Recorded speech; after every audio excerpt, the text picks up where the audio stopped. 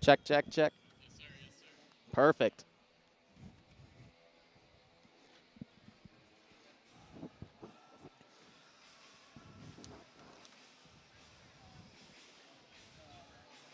One, two, three, four, five, six, seven. Yeah.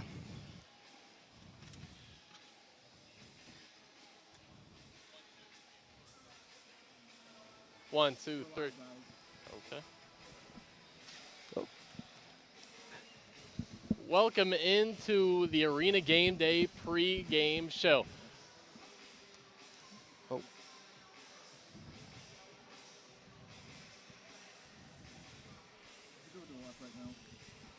Let's scooch over a little bit. All right, there we go. We're good. What's your full name? Daniel Zons. Daniel Z-O-N-S. Zon. I don't know why I spelled it for you. Welcome into the Arena Game Day pre-game show. Riley Underwood alongside Daniel Zons, and we have a big game today. It's the Eau Claire Axemen at home taking on the Duluth Harbor Monsters. The Harbor Monsters coming off their first loss of the season after an 8-game win streak, and the Axemen coming off a tough 9-point loss at home last week against St. Joseph. Yeah, and that was just a really close game, fought between two very desperate and very hungry teams, always out there on the field for the Axemen.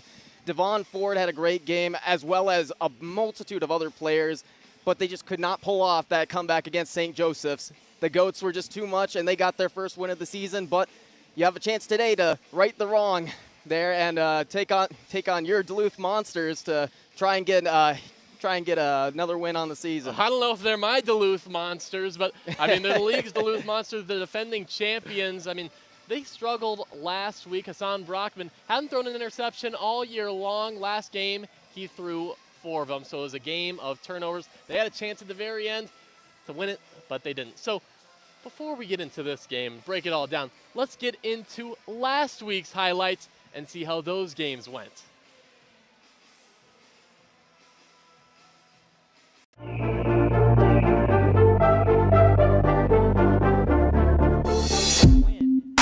Ozarks on the road in Iowa, the Woo hosting Hawaiian Night with the special baby blue jerseys. Carlos Rogers starts the scoring for Iowa with a pass to Von Trey Henderson. The Lunkers answer right back with a pass from Josh White to Matt Rush in the corner for 6. Throw off now, Marshall Brooks is going to take the return off the bounce, and he's going to take it all the way to the house. He also had a multi-interception game on defense. Here's a Carlos Rogers read option work to perfection. The quarterback rushed for 88 yards. On Saturday, Iowa leads 31-18 at half. 12 minutes in the third, Rogers escapes a stack and fires a bullet to the running back, Jeff Mack, for the score. Does a little dance. But then here's the man, Brandon Mackey. Cut, whoop, he's gone.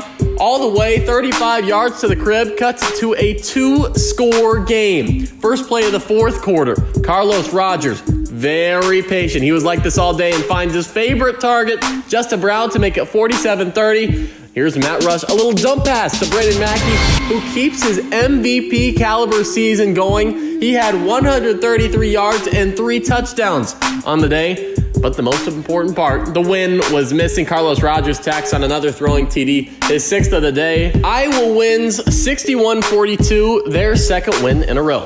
Eau Claire trying to win 2 straight, taking on the winless Goats. St. Joe, the away team, wearing blue. First quarter, Angelo Trujillo, the new starting QB, finds Boo Smith to put St. Joe up early. Later in the quarter, though, Wade Freeman gets it up to Mo Strong to give the Axemen the lead back. Bad snap from the Goats bounces right into the hands of Antoine Holloway. Back-to-back weeks with defensive touchdowns for number 4 in white.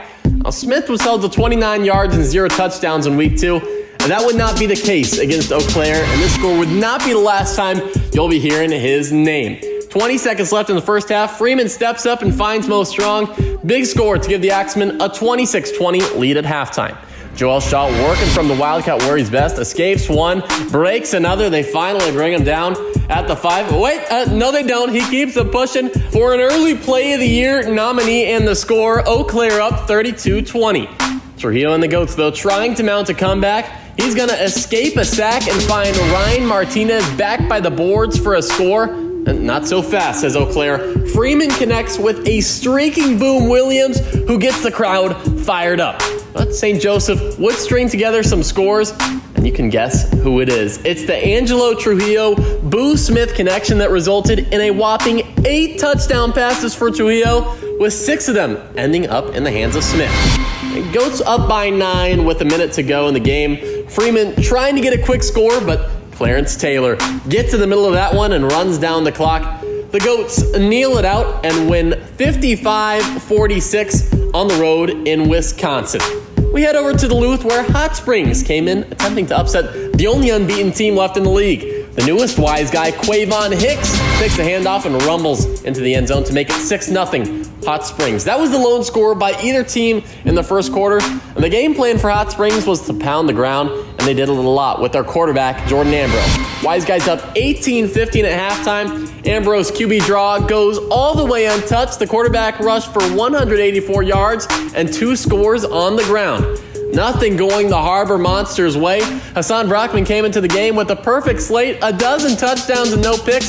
He threw 4 of them against Hot Springs. This one's the DeWandre Crockett to set up a Jordan Ambrose touchdown pass as he rolls out and hits Lou Dorsey. The vibes are high and the wise guys are cruising up 31-17. All of them are dancing in the end zone. Harbor Monsters need a spark, and well, Duron Maxwell, he decides to give it to him, takes off the throw off, shows off the move, stutter step, all the way to the end zone. Sosa shows off to the crowd, but he says, calm down, work's not done just yet, because the wise guys would answer right back. Under 2 minutes in the game, Jordan Ambrose extends the lead to 13 with a pass to Aaron Dilworth. Hassan Brockman does find Jamal Couch with 1:30 left, but really just stat padding if you don't get the onside play conversion after. It's 1 play to go, 20 yards to extend your chances. Brockman rolls out and absolutely launches a dot to Nathan Cromie. That's his first catch since last season. And all of a sudden we have a ball game again. Duluth down by 6 with 4 downs and 1:20 to score. First down handoff to Darius Morrison. Can he get in? Not quite, but now it's 2nd and goal from the 1, all but a formality to tie it up. They decide to pass. Brockman has time, and it goes right to a wise guy. Vishon Palmer goes all the way back for a pick 6. Hot Springs stuns Duluth on the road and wins 43-31. So after week 3, there are 3 teams that are 2-1 and 3 teams that are 1-2. Of course, everyone will have a chance to influence their place in the standings this week. Ozarks is on the road at Hot Springs, Iowa on the road at St. Joseph, and of course, Duluth on the road at Eau Claire. Right now, Iowa, Hot Springs, and Duluth all tied up atop the standings.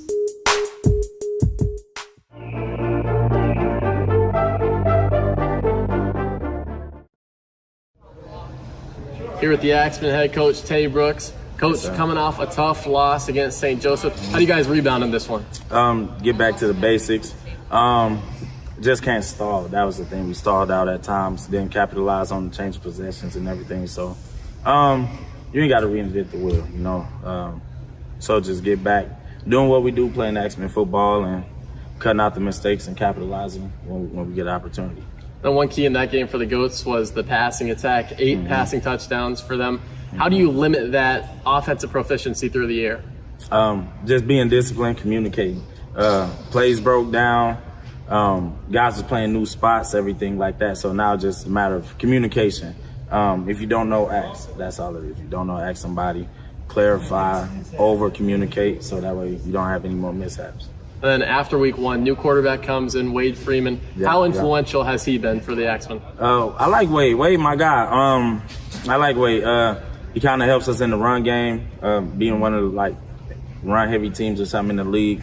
And he can just create with his legs, you know. So that's the thing that defense has got to kind of got to account for, is with his legs and everything like that. But he just came in and answered the call, you know. He came in, answered the call, and I challenge him every week, every day, even during the game. You hear me yell at him, and we just go at it. But yeah, that's my guy. I'm glad you're here. Yeah, Wade been doing this thing. Joel Shaw has been having a lot of success, especially out of the Wildcat formation. I mean, how do you draw that up at the blocking, everything that just works to perfection, and a lot of times ends up in scores? Me and Shaw go all the way back to like 21. We both was rookies. I was a coach. He was a player. And then we actually was together in Billings in 23. Yeah, 23. So when I got the job, I just was like, that was my first offensive signing. I'm like, my guy Shaw. So I just told him, like, this offense was made for him. Then I ended up finding the other guys like Dawson and Ford, and boom, they fell into my lap. So getting Shaw, I'm just like, that's a guy who can do everything. Like, he was a receiver when I met him in Albany. Played running back in college, and he's just an athlete, big body. And I know what hurt the defense. No, defenses don't want to tackle big body running backs for 4 quarters straight. So just kind of get the ball in his hands and let him do what he do. So I'm glad they're here. That's my guy. I've been at it for a while now, so all good. Yeah. Thank you, Coach. Yes, sir. Here with the Harbor Monsters head coach, Tony O'Neill. Coach, coming off the first loss of the season, how do you guys bounce back after a heartbreaker last week? Oh, we're fine, man. We just make the necessary adjustments and get right back into coaching. You're coming off a 2-game suspension. How has it been like getting back with the team, getting back into the flow of things? Absolutely comfortable. It's just like sitting back into a warm driver's seat and getting ready to head in the right direction.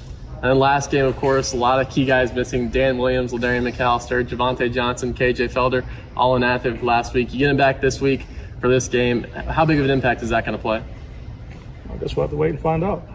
All right. And then you also have a running back coming in, James Harden, his first game with Duluth. What impact is he going to have coming over from the Goats last year? Tell me what type of player he is. Just extremely explosive, great leader in the locker room, God-fearing man that we needed to be a part of our organization.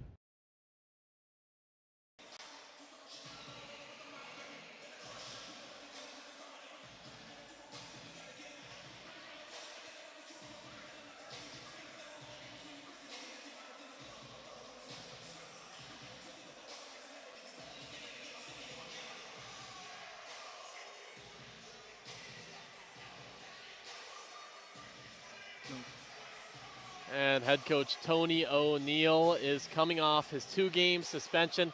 And a man of few words in the interview. He told me afterwards he'll let the scoreboard do the talking today. Michael Johnson was the interim head coach when O'Neill was suspended for inappropriate comments made on Facebook. Johnson went 1-1 in his time stepping up as the head man. Tay Brooks on the other side for Eau Claire. I mean, boy, when you watch him, you'll see him today. He gets fired up on that sidelines. He had some high praise for his running back, Joel Shaw, who's really stepped up these past few games. Absolutely. And I mean, when you talk about Joel Shaw, I mean, the numbers speak for itself, to quote the great Duluth coach, of course, but they also really don't tell all of the story either. He's quite literally a video game character out there on the field. The way he moves around, the way he's able to just get by defenders and just jump, do a little twirl and still pick up 5 to 10 extra yards after the contact. I mean, come on. What else can you expect from a great running back like that? Well, he can play a little quarterback, too. He takes a lot of those snaps in the Wildcat formation. You know, a short touchdown pass 2 games ago, along with that. You talked about the video game moments. That one play last week could end up on SportsCenter Top 10 Plays. Might be an early season Arena League Play of the Year nominee. But both teams coming off a hard-fought loss. Of course, Duluth, they were expecting to win against Hot Springs, and they had it. They were so close. They could have tied it up in the final seconds as the lights dim out here in the Sonatech Event Center. But a final interception just threw the game away for the Wise Guys, and the Wise Guys came home with the upset victory. Here in Eau Claire, this is the first ever matchup between the Harbor Monsters and the Axemen. Just 140 miles separate the two teams, and boy, is it a venue here in Eau Claire. It opened just under a year ago, the Sonatag Event Center on the campus of Wisconsin Eau Claire. And the Axemen still looking for that elusive win here at home.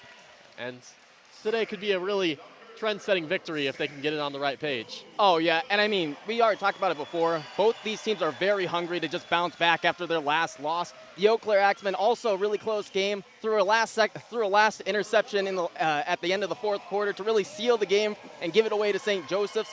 But really, I think that this team and both the Duluth and Axemen team have shown just great excitement, have shown just great burst out there, and it's just especially watching these teams out on the field. I mean, there's always at least one or two plays each game that you're just like, wow, how'd they do that? Where'd that come from? Where'd that magic come from? But yeah, I think it will be an exciting game today. As you had said, the lights dim down, and we're getting closer. It's getting real, and it's getting real for the Harbor Monsters too, because last week it seemed like a lot of their star players, they weren't in the lineup. It didn't seem like it. They weren't in the lineup. No Javante Johnson, no Ladarian McAllister, no Dan Williams, no KJ Felder. You get all those players back today. Nathan Cromie, however, who made that one onside catch in the return, not active for this game. Ahmad Butler also not active. Samson Ty not active. Tony McCraw not active. So also Gervais Flowers, who has 3 receiving touchdowns in 2 games as a Harbor Monster, is inactive for this one as well. So it's a bit of a rotating lineup for Duluth, but the important part, they get a lot of those key pieces back. They also lose some. So Coach O'Neill, I talked to him pregame. He said he's happy with the squad he has right now. He says obviously the numbers can do the talking, and this is a game they really want to win. You don't want to lose 2 in a row, especially as the defending champions. Then on the other side for Eau Claire, they have a new quarterback, and Wade Freeman, who took over for Kobe Gatson after week 1. He's had a pretty impressive start as well. Oh, yeah. Just not only his numbers have been great, but also you can just see it out on the field. The way he can just throw a dime to the back corner of the end zone and get his receiver in stride, I mean, it's perfect. He had a couple of interceptions that really cost them the game in the last one against St. Joseph Goats. However, he really is that type of person to come back strong from adversity such as that and really make a name for himself. He's been making a name for himself this season, and especially having to step up in week 2. He's really stepped up and came out of his shell and really has looked like that quarterback that everyone's really expected him to be this season. Well, we're just moments away from throw-off here in Eau Claire, Wisconsin. So we're going to step away for a brief moment, but don't go anywhere because we'll be right back for the full game coverage. Thank you for tuning in to the Arena Game Day pregame show. Daniel Zahns, Riley Underwood, and it's an exciting one.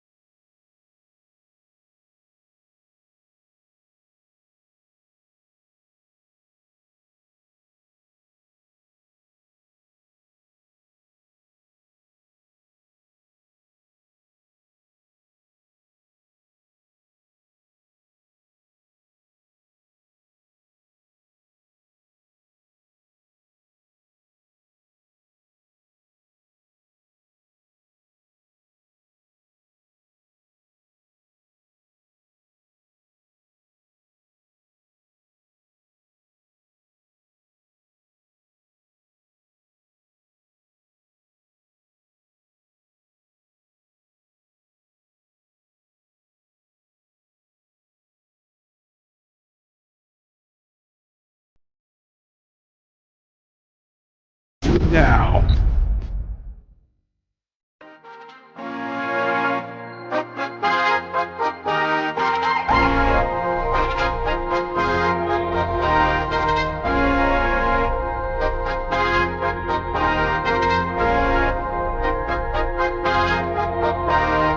Okay. Turn it up, KD.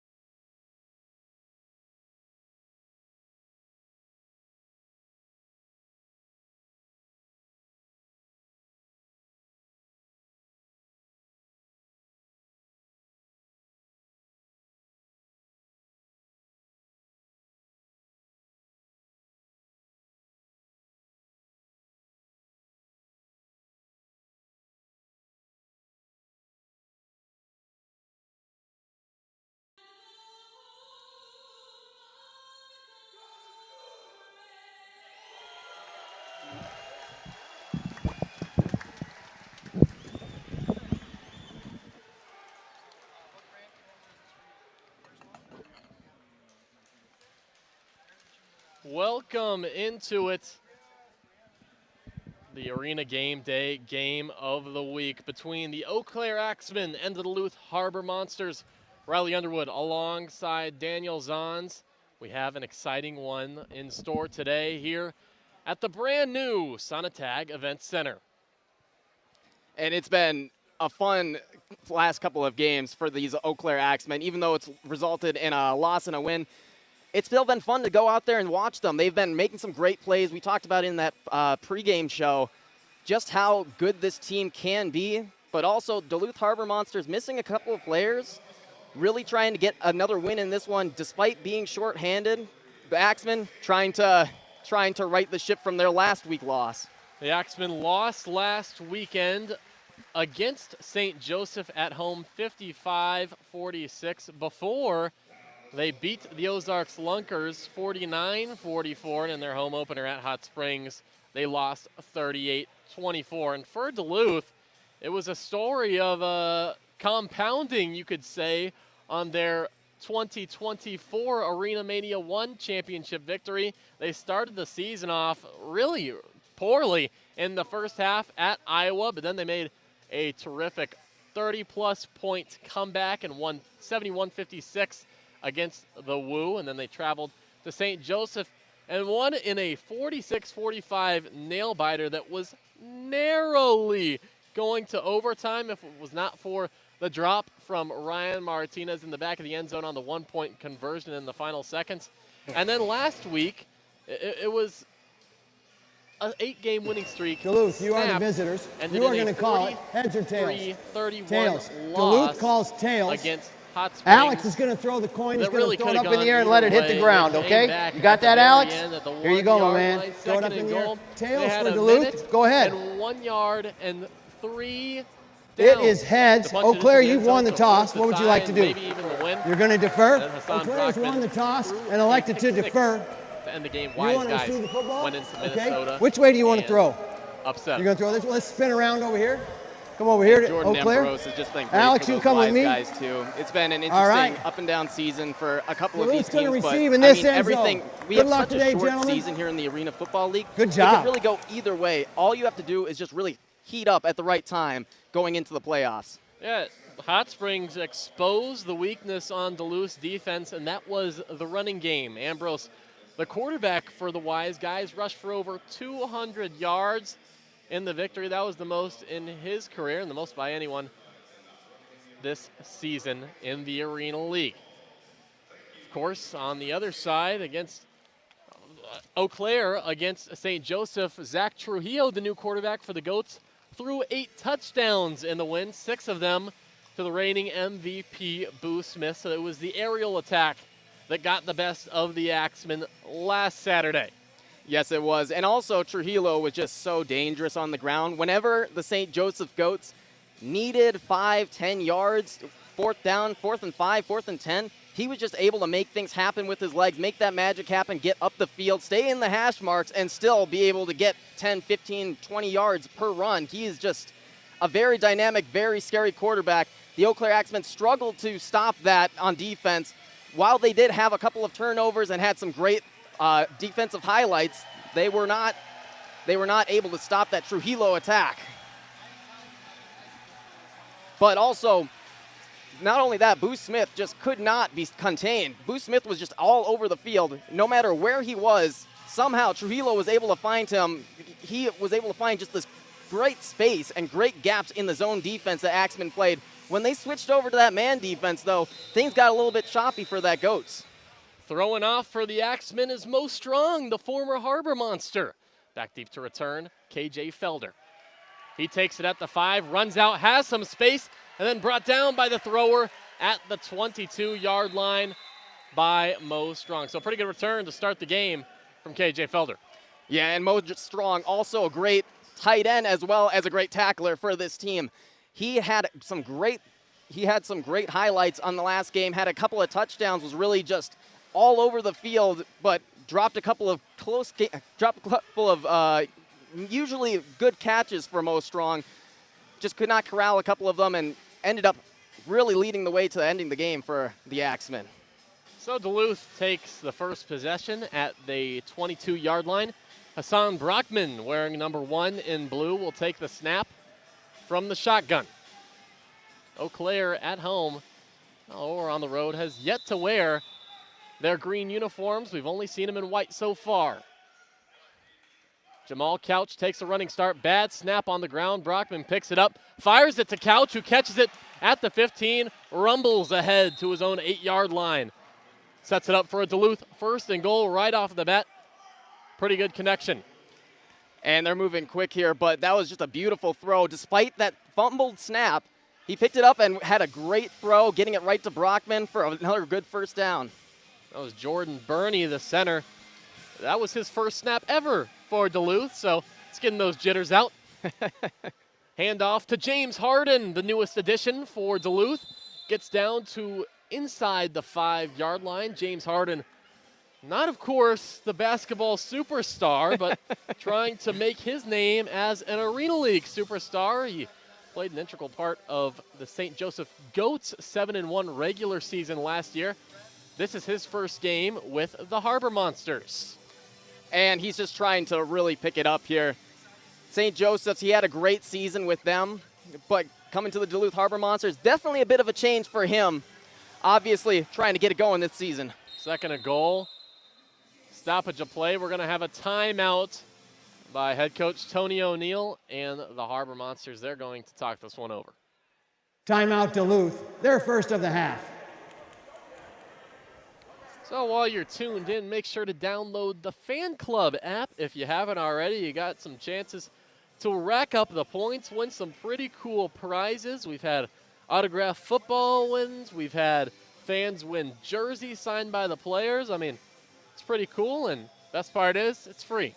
Exactly. And who doesn't love free? I mean, like come free. on. Yeah. Especially when you're getting some free prizes out there. Some beautiful magic happening out on the field, and you can wear one of the jerseys too to really support the teams. So we're out of the break now. Brockman in the backfield alongside Harden. Couch will take the running start once the officials are set. Couch and Dan Williams are the receivers, split out wide. They give it to Harden, real shifty, moves in and scores to get Duluth on the board first. And James Harden's first touchdown as a Harbor Monster. Throws the bomb, the grenade as the celebration covers his ears. Makes it 6-0 early. And what a move outside by Harden to really find that gap, find that space, and just take off for his first touchdown in the Arena League football. You know he's going to remember that for a while. They elect to go for one.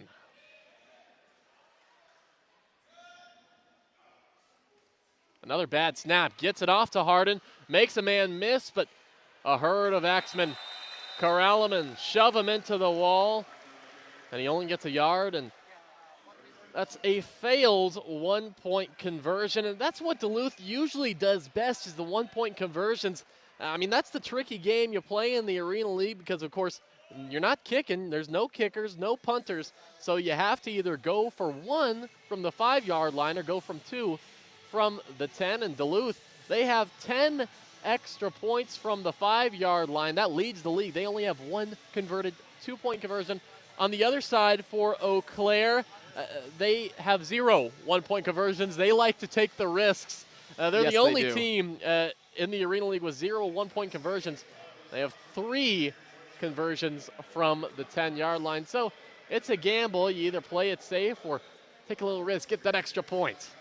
And that's the thing that I've loved about this Eau Claire Axemen team. They love going for that 2-point conversion, especially when it's only a 5-yard extra to really get that inside and to really get another touchdown +2. But obviously, you take that risk. With those numbers, it proves that 5 yards, well, that makes a difference.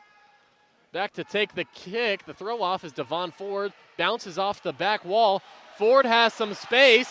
Makes one miss. Devon Ford, he's still going. Gets a block all the way in for the Axemen. Devon Ford takes it over 50 yards for his first return touchdown on the year. Evens it back up just like that. Devon Ford, you just can't say enough about the guy. He is so shifty when he has some space. You get him enough blockers out in front, and he can just take it the distance. And you saw it right there, going completely all the way from the end zone, all the way for another touchdown. Great way to even up this game. Well, looked like he was maybe misplaced himself when that ball bounced off the back of the end zone, but that kind of worked to his favor because he was able to get ahead of a lot of the defense. Here's Wade Freeman, jump pass into the end zone, batted down by Sosa Maxwell in the back. We have a flag in the backfield. A little bit of chatter, too. Looks like maybe a late hit by Tyree Williams, number 14 for Duluth.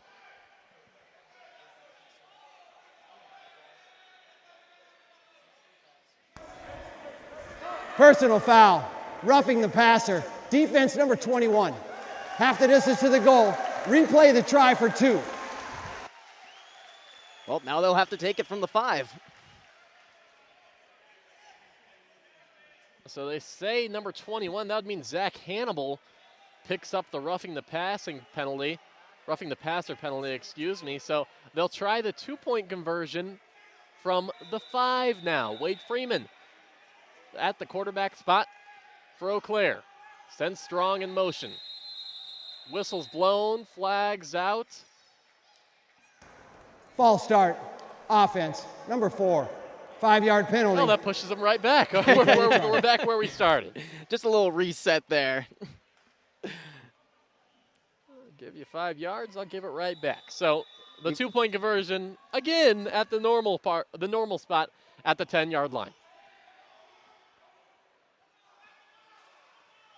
Freeman looking, moves to his left, crossbody throw, finds Ford in the end zone for 2.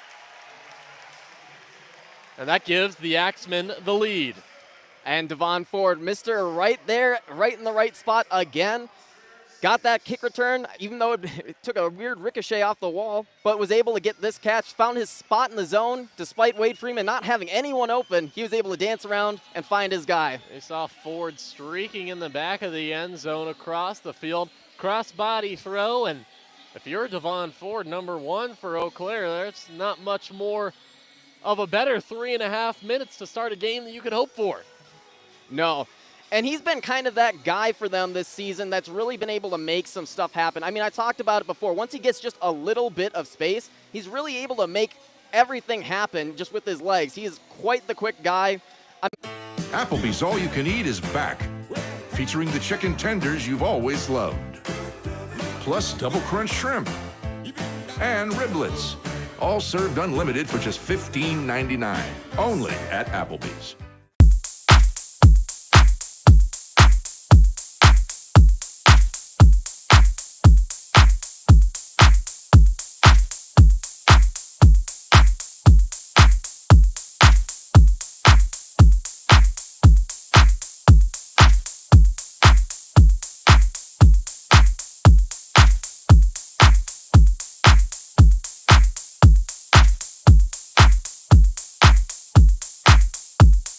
Hey Wisconsin, it's Nick and Garrett with Moonridge Brewing Company. At Moonridge, we're dedicated to quality, from our handcrafted beers and seltzers brewed on site to our homemade spent grain specialty pizzas with take and bake options available. We believe in more than just providing great beer and pizza. We aim to create a community where everyone feels welcome and valued. Moonridge Brewing Company is veteran owned and operated. We take pride in the values that shaped our journey, service, dedication, and making a positive impact. Learn more at moonridgebrewery.com.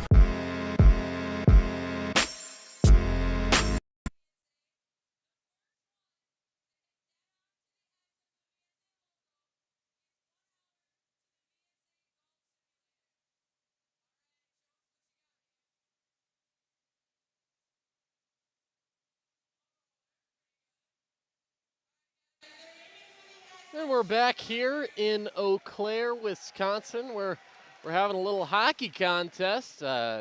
Seems like the locals would be pretty good at that, playing a little pond hockey on turf. Hey, I mean, that hockey culture is quite, even in football season, we still have hockey. This is how much Eau Claire loves its hockey teams. And seeing this game here, it looks like they're having some good fun down there. Today was the warmest day of the year so far in Eau Claire, reaching upwards of 93 degrees. It's feeling like summer. You can say that again. I feel like everyone here was sweating the entire day. No matter where I was going, someone was just not having it with the weather. However, still very beautiful out. I love it, man. I love it. Oh, yeah. Most strong for Eau Claire is going to handle the throw-off duties. Back to return, KJ Felder. He's back from a one-game absence. He did not play in the loss to Hot Springs.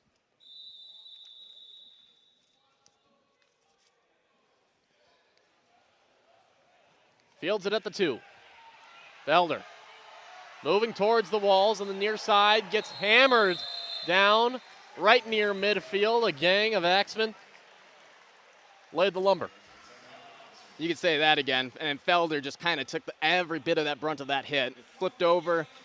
But glad to see we had a couple of injuries in the last game. Was really happy to see a lot of them all came back onto the field. Just really hoping for some good stuff this game. But so far, we've seen a lot of penalties already. In just the start of this game, already, I believe, 3 penalties right off the rip, and 2 of them came on an extra point.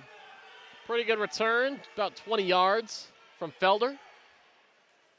Brockman takes a snap. Lone man in the backfield, launches it deep. He has Felder just past the fingertips. He had him open. Just airmailed him just a little bit. Just a little over the top, and Felder has the speed to really take the top off the defense. You saw it there. Just a little bit too much on that throw. Otherwise, that would have been absolutely perfect for another touchdown for the Monsters today. Felder's a small guy, but his speed is what really keeps him in the game and makes him so dynamic. He had the defenders beat. Throw just a little off target. Brockman, quick throw over to Jamal Couch.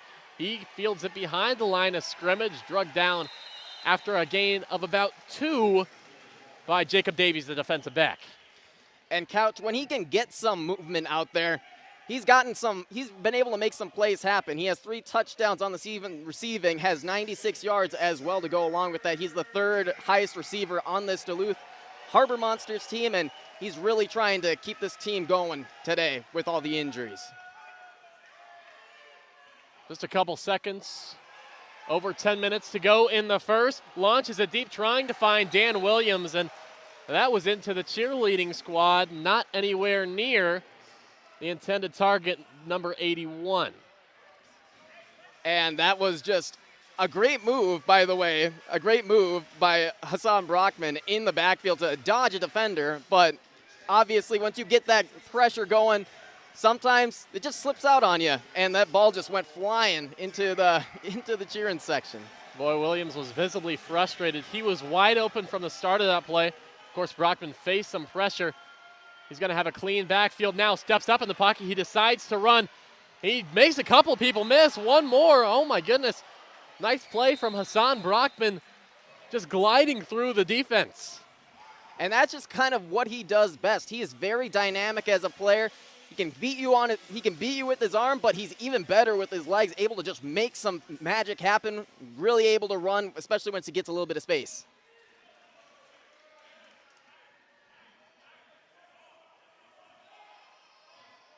He finished with negative yards rushing last game at Hot Springs, but that one puts him in the positive category. Harden takes the handoff and gets hit around the 4-yard line by a bunch of Axemen. So that will bring up a second and goal, excuse me. And Harden just trying to really push his way in there. Didn't really have much room to get in. Got himself down close to that 2-3-yard line and just nothing but Axemen there. So Harden checks out. The more powerful running back, Darius Morrison, checks in. Demo takes the handoff, rumbles into the end zone for a Harbor Monsters score from 4 yards out. Darius Morrison gets his first score of the day. And Morrison, what can you say about that? What else can you say about this guy? 106 yards on the season. He's almost averaging 5 yards a carry. Very good, by the way. Got his first touchdown now of the season rushing for the Duluth Harbor Monsters. Can be a very good guy, especially with that blocking. That was some great blocking up front. Sure was. Open up the hole, and Morrison finished it off. gives the Harbor Monsters the lead back 12-8 now, the score. They're going to go for 2 from the 10-yard line. Morrison in motion. Gets it out quick to Jamal Couch. Couch juking toward the boards, rumbling. Can he make it in? Not quite, and he's going to get pushed over. Have a couple extracurricular activities going on by those boards, and results, 2-point conversion, no good. And the weather's not the only hot thing out today. I mean, these Extra two point teams is have no already good. been fiery to start this game off. A lot of chatter, a lot of pushing, a lot of shoving. Both teams really wanting this win today. That was an interesting play call to go if you're going from 2 from the 10-yard line. Just a little screen pass to not the fastest receiver, but certainly one of your biggest. Thought would be he could just make his way around and power his way into the end zone, but just a few yards short. Yeah, and I mean, that's the thing, too. He really looked like he was going to get in there. He broke through that one initial tackle and then really tried bulldozing his way through, but just nothing going.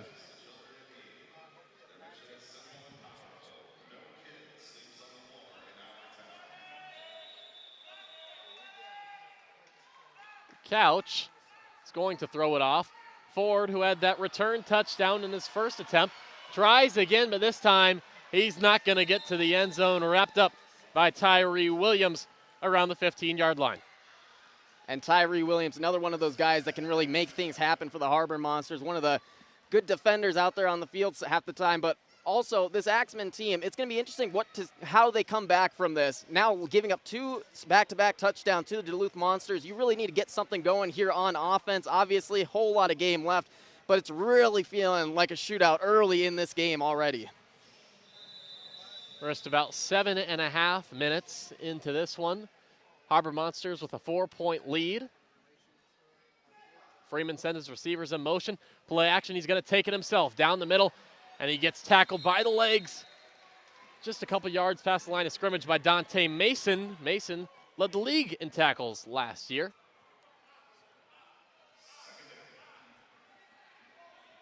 And that's the thing about Wade Freeman, too. He can really make things happen with his legs. He's a much better thrower, though. That's kind of the opposite with these two teams on the quarterback.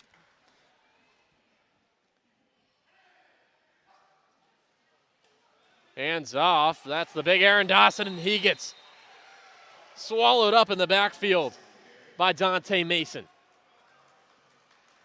Dante Mason making it happen again for this Duluth Harbor Monsters defense. And I mean, just the way this Duluth Harbor Monsters team can just swarm around the football. It didn't happen in the kick return that Devon Ford had gotten over, but they've really shown their an improvement on defense so far. Wade Freeman feels the blitz, sidearms it, trying to hit Dawson. Helmet comes off. The hit again delivered by Mason. We've been calling his name a lot. 3 plays in a row, and 3 plays that Dante Mason has made for Duluth. And that was just a great hit that Dante Mason had. Helmet came flying off for the Axemen player. Just a great job and a great wrap-up to really drive him into the ground. Already just hitting hard in this first offensive possession now for the Eau Claire Axemen. 4th down and 8. Eau Claire elects to go for it. Freeman takes the snap, drops back, feels the pressure from Williams, escapes one tackler, almost tripped up and delivers a bullet to Boom Williams, complete for the first down. A good gain of about 20 yards, and Wade Freeman escaped about 2 or 3 sacks in the backfield that time and delivers a first down ball. And he is just so tricky like that. It's so fun to watch him out there. And especially when he's able to really make that magic happen and find someone deep down the field, right in that center zone. Just great job by him.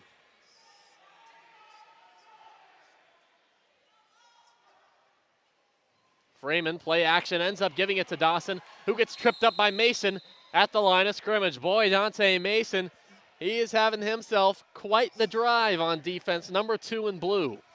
Yeah, already 3 tackles to go in this game, in just this possession here for the Eau Claire Axemen. Just been everywhere on the field, Mr. Everywhere.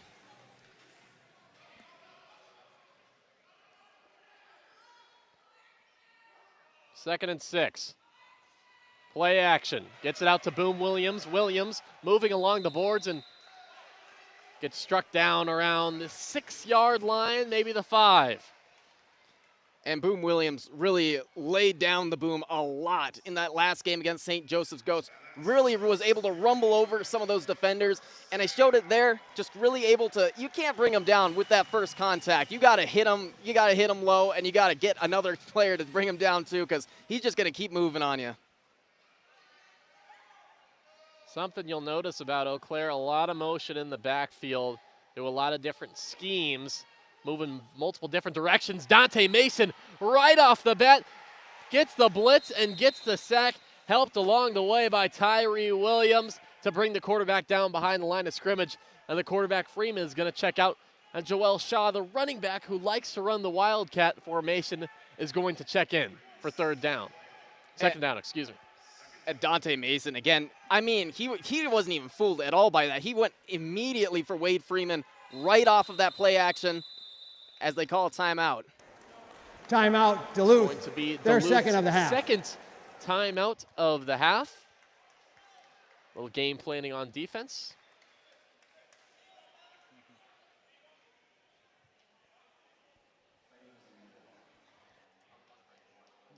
When you're in a pinch and need a meal fast, turn to your local Super One Foods. Super One is proud to offer convenient, delicious grab-and-go food options that are sure to satisfy even the picky eater in your family. Stop by your neighborhood Super One Foods, serving you lower prices and better choices.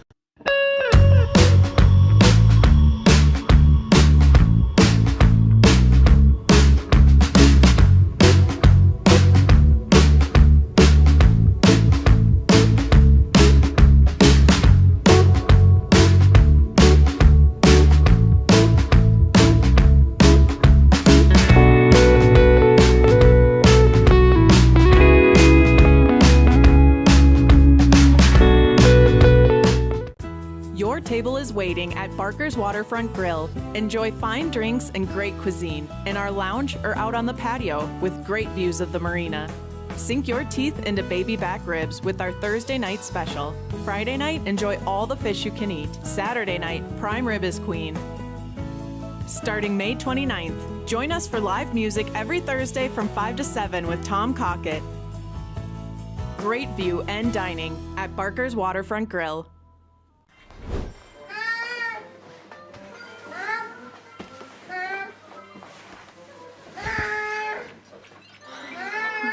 Bored. When you need a little fun, head to the Pizza Ranch and Fun Zone Arcade. For good food and good times, make it a buffet day and a play day.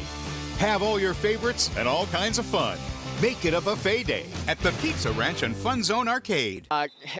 Callaway there, but going back and backtracking to the man, the myth, the legend himself, number 7, on the Eau Claire, Joel Shaw, he had to come in for Wade Freeman when he got injured in the last game and had multiple possessions where he was not only running the football, but he was also making some passes too. And he made some great passes out there. Not in right now for the Axemen, though. Right, Wade Freeman will be taking the snaps, the regular full-time quarterback for Eau Claire.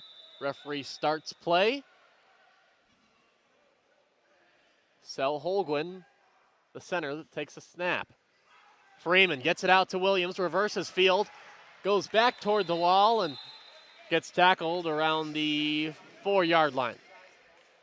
And that was just a great move by Williams to pick up just a little extra yardage, a little more extra yardage there. Kind of got stopped right away, but was able to kind of turn and make a little movement happen. Got right there to about the 5-yard line and sets him up pretty well for this third down. Freeman facing blitz, fires one up, incomplete in the back of the end zone.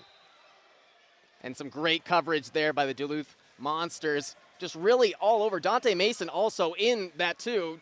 As you can see there, a little pushing, a little shoving, but that's just kind of the way that Mason plays. He wants to get into your head. He wants to make sure that you are not going to be really calm and collected throughout this game. And, man, we've seen it. Tyree Williams, number 14, applied the pressure to force the rush pass.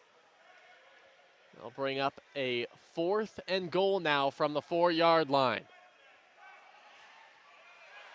Duluth jumps the snap. Free play now for Eau Claire. Fires it sidearm. Connects with McSweeney in the back of the end zone for an Axemen touchdown. What a throw, as he says, as he chops down the tree Offside. and throws the football. Defense. Great That penalty job is declined. finding. Result of the play is a Great job touchdown. finding Patrick McSweeney in that zone. Despite that flag being thrown, despite all of the distractions going around, Wade Freeman just kind of settled down in the pocket and was able to throw an absolute laser inside. Just another one, another great touchdown, and another great throw from Wade Freeman. Freeman kind of sidearm slung it around the defender. Pat McSweeney, the 6'4" target, was wide open in the end zone, and I like that little celebration he did at the end. He's chopping the lumber. He was waiting to do that one for sure. They're going for two.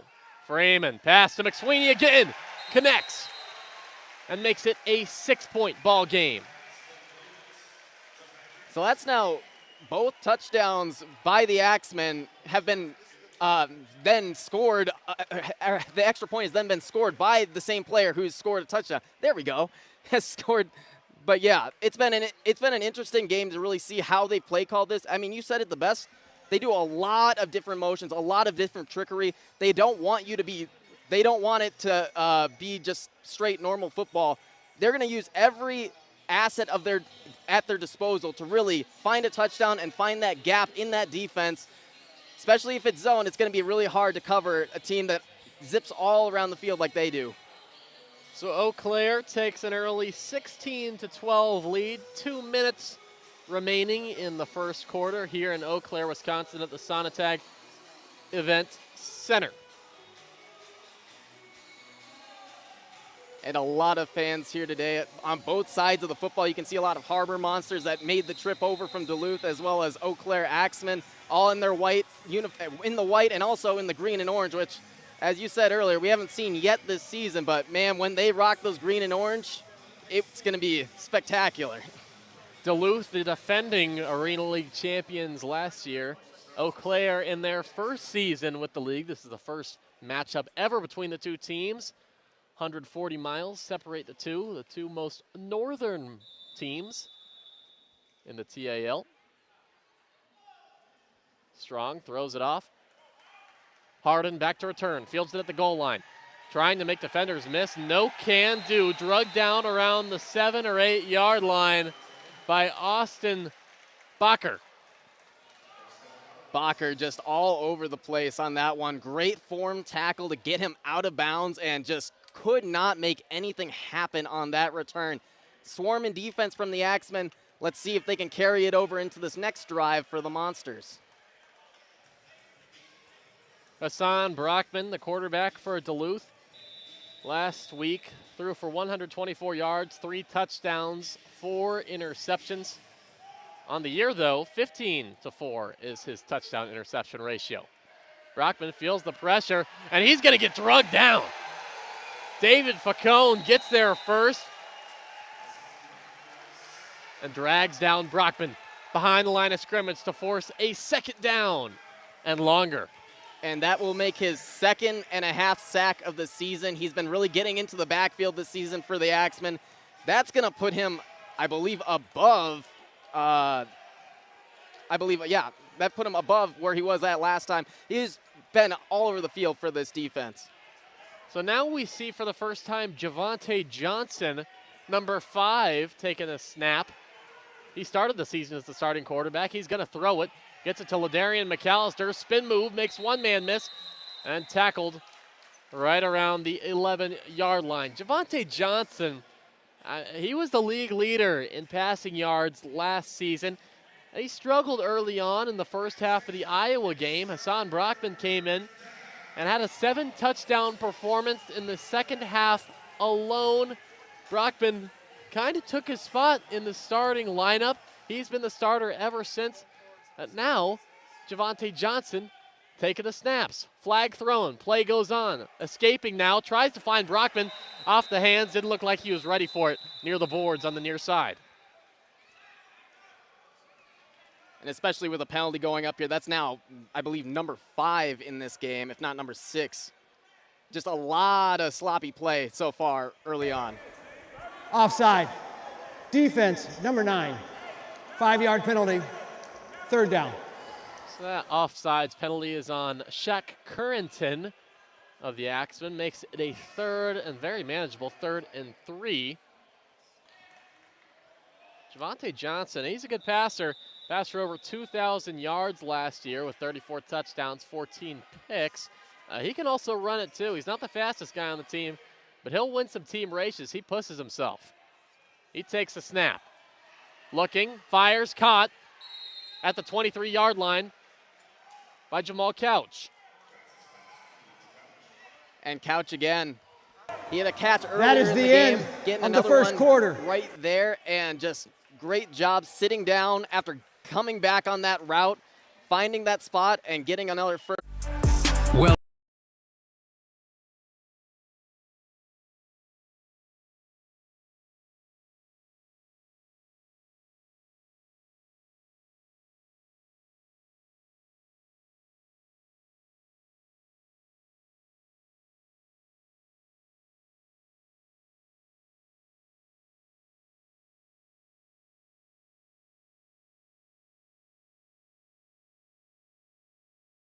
in the quiet moments before dawn, champions are made. Every fan, every athlete, every moment counts. It's not just a game, it's a passion that unites us, drives us, and makes us strive for greatness. Greatness is wherever fans connect and call home. We believe in the power of the community. We believe in turning passion into action. We bring fans closer and transform loyalty into unforgettable experiences. Join us. Make every moment matter. Fan Club. Get your fans in the game.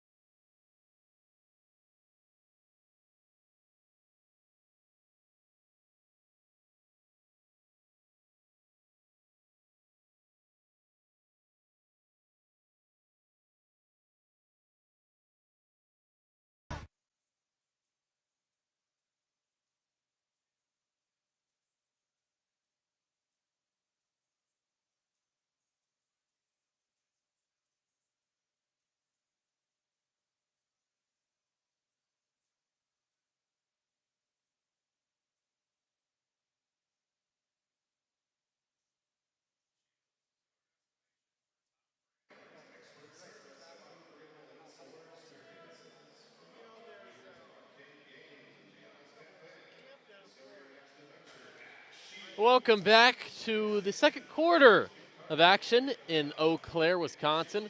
Riley Underwood alongside Daniel Zahns. Harbor Monsters have possession. Eau Claire, though, has the 4-point advantage. 15 minutes down, 45 to go.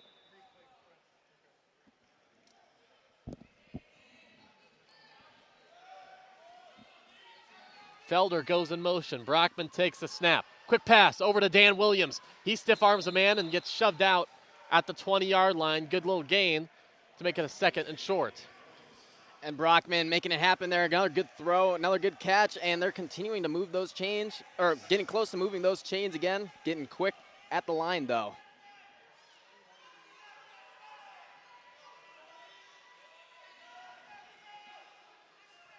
Felder takes the handoff. Speeds down the middle, gets a first down and a couple yards more. 16-yard line. And just a great move by Felder to just get another first down. And this Duluth Monsters team has been absolutely moving on offense. Despite their inactives, they've still been able to push on, and it really feels like they haven't even lost a step out there. Well, they get a couple skilled players back. Dan Williams, the wide receiver, back in action. Brockman, handoff to Darius Morrison, who gets dragged down by his jersey and then takes a hard hit by Currington.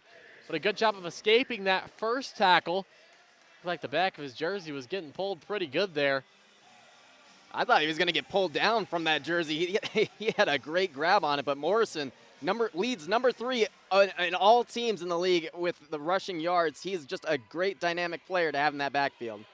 Yeah, it looked like Austin Bacher had him by the backside, but Morrison kept those legs churning. Snap on the ground, Brockman picks it up. Grant applies pressure, gets it over to Ladarian McAllister on the near side. Went out of bounds around the 2-yard line. That moves the chains, makes it 1st and goal. And a great job to just avoid that pressure and just almost a no-look pass, sidearm to get close to another 1st down. Harden in the backfield with Brockman. He takes the handoff. James Harden gets stood up, but then powers his way through. What a second effort by James Harden to get his 2nd touchdown. The ruling on the field is a touchdown. And I mean, that was right dead in his sights. I mean, talk about a great form tackle by Joe King, but just an even better job by Harden to just keep moving over the top and get in for a touchdown. His 2nd of the day, and it comes with some extra sauce. Deciding whether to go for the 1 or for the 2. Brockman wants to go for the 1, and that's where he will take it from the 5-yard line. Way to keep those legs moving. James Harden, he did not go down at first contact. Brockman pumps, escapes, fires, caught in the back of the end zone by Marcus Sessoms for the conversion. Just another great throw again. Finding his man inside. Got him right between the defenders. That's another one there. And you got to just give it up to Brockman. He really commands his team out on the field. Great communication. He's always talking, no matter what. He's talking to his coaches. He's talking to his players, making sure everything is lined up, everything's ready. And now gave the Duluth Harbor Monsters another lead here in this game. We've been going back and forth with these lead changes. Yeah, it's getting me dizzy. Have. Stephen Thomas was applying the pressure. Jordan Burney was the man blocking and held him up for just long enough for Brockman to escape and fire a pass to his man, the tight end Marcus Sessoms, in the back of the end zone. So it makes it a 19-16 game, 3-point lead for Duluth. Jamal Couch, the lefty, is going to throw it. This one's a shorter one, fielded by Ford at the 6-yard line. Sutter steps, runs, and gets a huge hit laid on him by Dante Mason, but not before he gets a good return to set up the Axemen in good field position, starting off at the 22-yard line, just 3 yards away from crossing midfield. And something to watch, Tyree Williams a little slow to get up. Really hoping that he is able to continue on this game. It looks like he's doing fine out there. Great to see. So the running back number 7, Joel Shaw, is going to take the snap. Quick play action. Goes up the middle, dragging defenders. Good for a 6-yard gain across midfield. Dragged down by Michael Austin. Number 33, a new addition this week for the Harbor Monsters. Last week, Bo Chow Lee was wearing number 33 for Duluth, the imports from Beijing, China. But Austin takes his number in his spot, listed as an athlete on the official roster. And honestly, that's a really dynamic position to have there. As another timeout is called here. This one by the Axemen, I believe. Their 1st of the half. That will be Eau Claire's first timeout of the half. And sure, I mean, he's a big guy down there looking at him with the pink arm.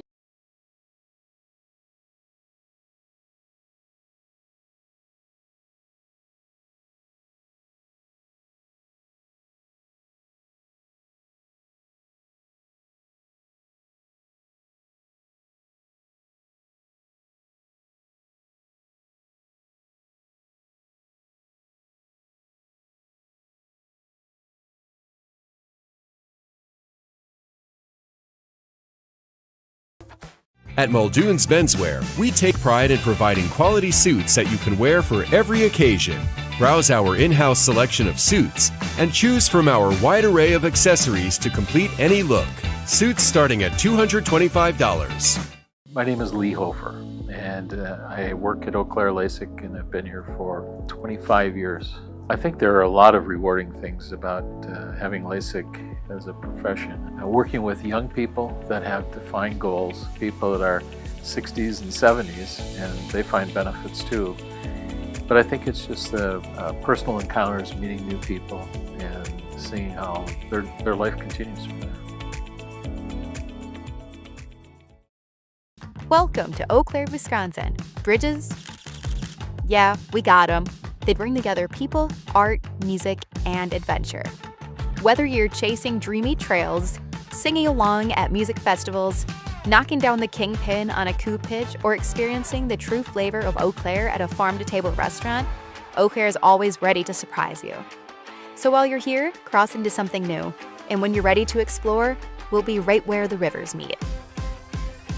Just a lot of success so far this season. It's going to be really interesting once it gets closer to the end of the season and you have teams that are really trying to make the playoffs, really trying to get out there and feast.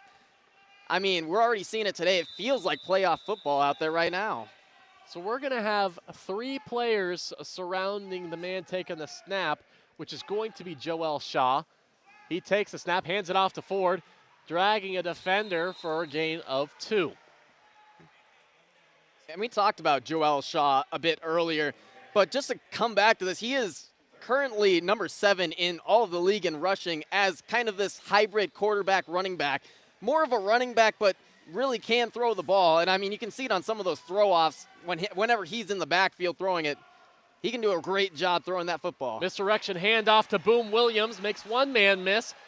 Gets the first down, dragged down at the 15-yard line by Duran Maxwell. Boom Williams, good running back receiver combo for Eau Claire. He was a 1,000-yard rusher in 2016 for the Kentucky Wildcats. He's now 29 years old, has 3 total touchdowns on the year, 112 yards receiving, 66 on the ground, and now counting. Now Wade Freeman is back taking the snaps for the Axemen. Late handoff, gets it to Shaw, trucks over 1, and dragged down after a gain of 4. Looked like they were a little late there. The misdirection confusing even themselves. And we have a Harbor Monster down. That's timeout on the field for injury to a defensive player. My time. Yeah, and we had seen him kind of slow to get up earlier, really hoping that it's just kind of maybe a calf strain or something. It is hot out there, but while we are in a great air-conditioned facility in the Sontag Event Center, even before the game, you still have to really keep hydration levels up, and you got to still be able to really move through that heat. I mean, it's a 90-degree day. It's 95 degrees. It was very hot out there, but really hoping that he's able to get back into this game. He's a very good player for the Duluth Harbor Monsters. Looks like he's going to be able to get up limping a bit. Entering today, he had 8 tackles, a sack, and an interception, along with a really crucial at the time forced fumble returned for a 2-point touchdown on an extra point conversion last week at Hot Springs. So he gets up and off the field on his own power. And it will be 2nd and 7 from the 12-yard line for the Axemen. 9:40 left in the first half. Harbor Monsters up 19-16, a 3-point advantage for the team up north. And you got to love the amount of misdirection the Axemen have on their offense. I mean, it creates such a confusion on the defense. But also, it's a lot of fun football to see all this movement in the backfield. Right now, they've got 4 people back there, including the man of the hour, Joel Shaw. Aaron Dawson hustles off the field. He wasn't in that play. We're going to have whistle timeout, blown. Duluth. Their 3rd and final of the half. And Duluth questionably takes their final timeout of the first half. Looks like some substitutions taking place. Head coach Tony O'Neill decides to talk it over. And you said it right. Questionable, especially because there's still 9:27 left to go in this second quarter. And especially once you get closer to the end of the second quarter, those become a lot more crucial. You have the 2-minute timeout, obviously, but still, especially with it being a 16-19 game and how often these offenses have been able to move back and forth on the field, you're going to really need those timeouts, especially in a close game like this one. Michael Johnson handles the defense for Duluth. He stepped in well as the interim head coach during Tony O'Neill's 2-game absence. Of course, Tony O'Neill is a defensive-minded head coach. He gives the players a lot of rein on offense, but his specialty is on the defensive side of the football in his second year. Atop the reins of Duluth. And he is just a very vocal coach to have out there. Just all over. While he isn't very vocal with us per se, he does talk a lot with his team, and you can tell, you can feel the passion just by watching him on the sideline. Got a little off balance. Devon Ford did. Momentum was leading forward. Offense, number 1. Start the play. 5-yard penalty. Snap. Second down. So the running back commits a false start penalty.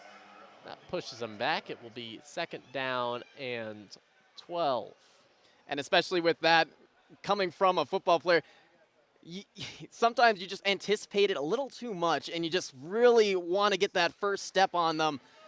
And especially with how this team has moved today, they're all about the speed. They're all about getting off the football and getting some extra yardage on the play, and the way to do that is just really running up gut. Freeman finds a wide open Patrick McSweeney, but just off the hands. That ball was toward the opposite shoulder, pushing and shoving after the play. McSweeney and Maxwell getting into it. No flags are on the field. And McSweeney almost making an absolute great, amazing one-handed catch there, but bobbled it and just couldn't really get a handle on it. A little tricky there, but just continuously we're seeing just some fiery tension out there, and it's just been all over the place. On not only the Harbor Monsters, but the Eau Claire Axemen, it's been a lot of chippiness in between these two teams. Freeman pumps. Pressure finds McSweeney at the line of scrimmage, and that's where it will end. Pressure applied by Darius Morrison, who has 3 sacks on the year. I almost thought that was a flag down there on the field. No, that was actually a mouth guard in case anyone else saw that little bit of yellow. But just some great defense, great tackling to really swarm around and not allow Wade Freeman to go right up the gut or find someone a little bit deeper. That defensive pressure has been all up in his face. 8 minutes to go in the first half. Quick pass to Mo Strong, stays on his feet, bounces around to the 12-yard line where he is marked down. Mo Strong was a really impactful player for Duluth, the other team, last year. He had 13 touchdowns, which led the team and was tied for 3rd in the entire Arena League. Of course, Boo Smith of the Kansas City, now St. Joseph Goats, had 33 scores, and Ryan Martinez, his teammate, followed right behind him with 22, but then right after that was Mo Strong for the Harbor Monsters. He was wearing the blue and gold, now donning the green and white, wearing number 6. So it's a turnover on downs. Duluth gets a little give and go action from Javante Johnson to Hassan Brockman. Sets up a 2nd down and 6. And especially in this game where it's a 16-19 one, you don't have any timeouts left. You want to be one of the last. You want it to really run this clock out and really get this time down and make it so it's one of the last possessions, but still 7 minutes to go. Johnson gets it over quick to Couch near the 1st down marker. Officials say move the chains. Yeah, he got it up to around the 22-yard line. So you never know what you're going to get when Javante Johnson and Hassan Brockman are lined up in the backfield, because you can pitch it back, you can throw it, you can hand it off. It's basically having 2 quarterbacks in the game at once. 2 good, really good quarterbacks as well, both of them high up on the standings. Bad snap. Javante misfields it. and then falls on it. Loss of about 5. So Jordan Burney, bad snap.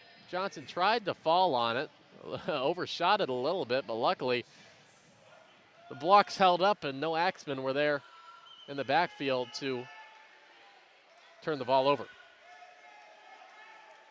Brockman about 5 yards behind Johnson, who will be taking the snap.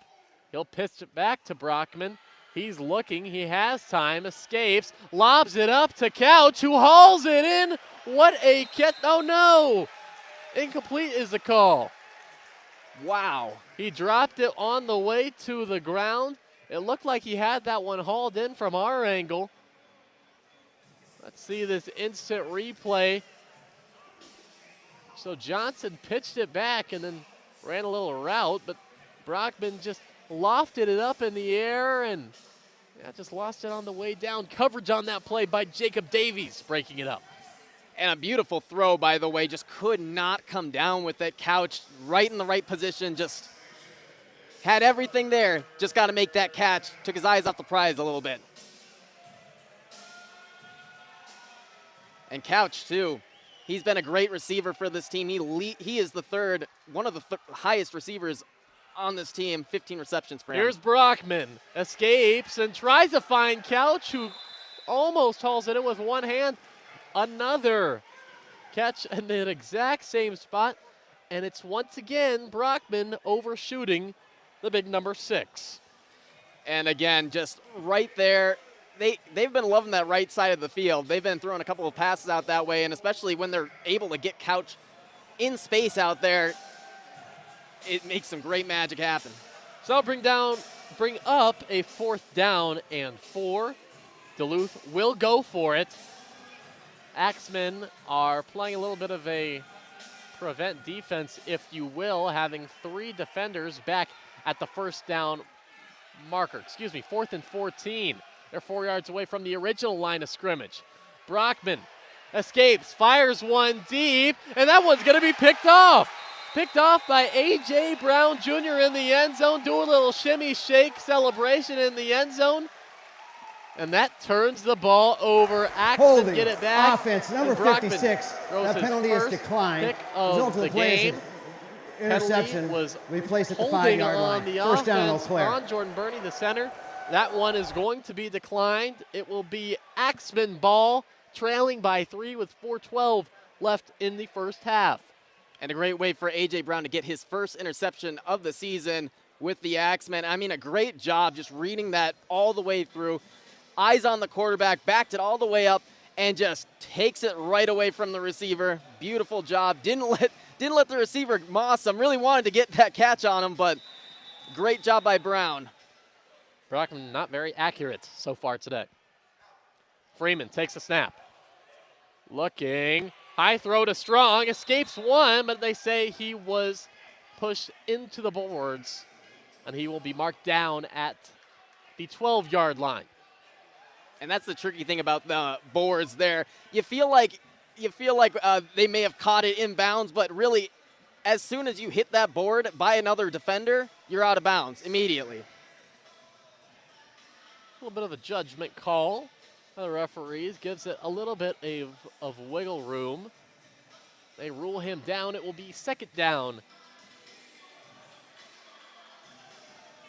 and 3. Freeman in the backfield. They've got Sinquay Grant, who's going to be streaking. Excuse me, that's Boom Williams.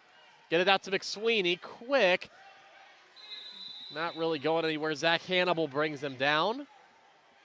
Gain of about 1.5 yards. Gets him a little bit closer on 3rd down. And these screens haven't been so effective for the Axemen. While they have some very fast and dynamic players that can really move around and can really torch the defense, especially when you give them a little bit of space, they just have not gotten the correct blocking and have not really gotten enough room for these playmakers to really make a mark. As Freeman takes the snap. Devon Ford moves the chains for Eau Claire. Devon Ford. has been excellent this season. He, especially with that kick return, you saw it earlier. He was really able to make it happen earlier and was able to get this first down here, just really able to find a way in between the tackles, find that space, and move forward. Freeman is going to take the snap under center. Quick handoff to Aaron Dawson, and that one is not going anywhere. And you got to give it to this Harbor Monster defense. They've really been not allowing this Axemen team, who had a great rushing offensive attack. This is the 2-minute timeout. As the 2-minute warning has been called and the timeout has been taken. But this defense has been all over the place, has really shut down the run and hasn't allowed it a lot. So we'll be right back. We'll be taking a break at the 2-minute warning.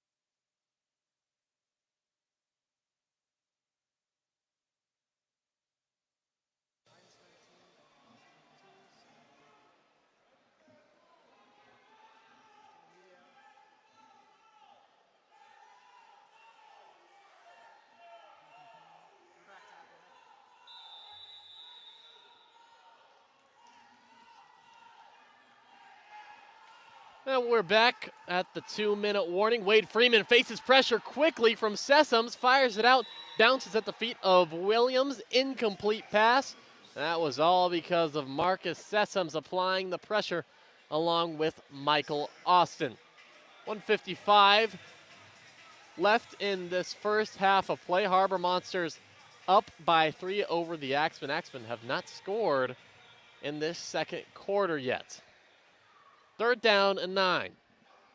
Freeman faces the rush from Morrison, who brings him down. Darius Morrison sacks the quarterback behind the line of scrimmage. That's 2 great pressures in a row by the Harbor Monsters. That defensive front has just been all over the place, and that's number 2.5 on the season for Darius Morrison.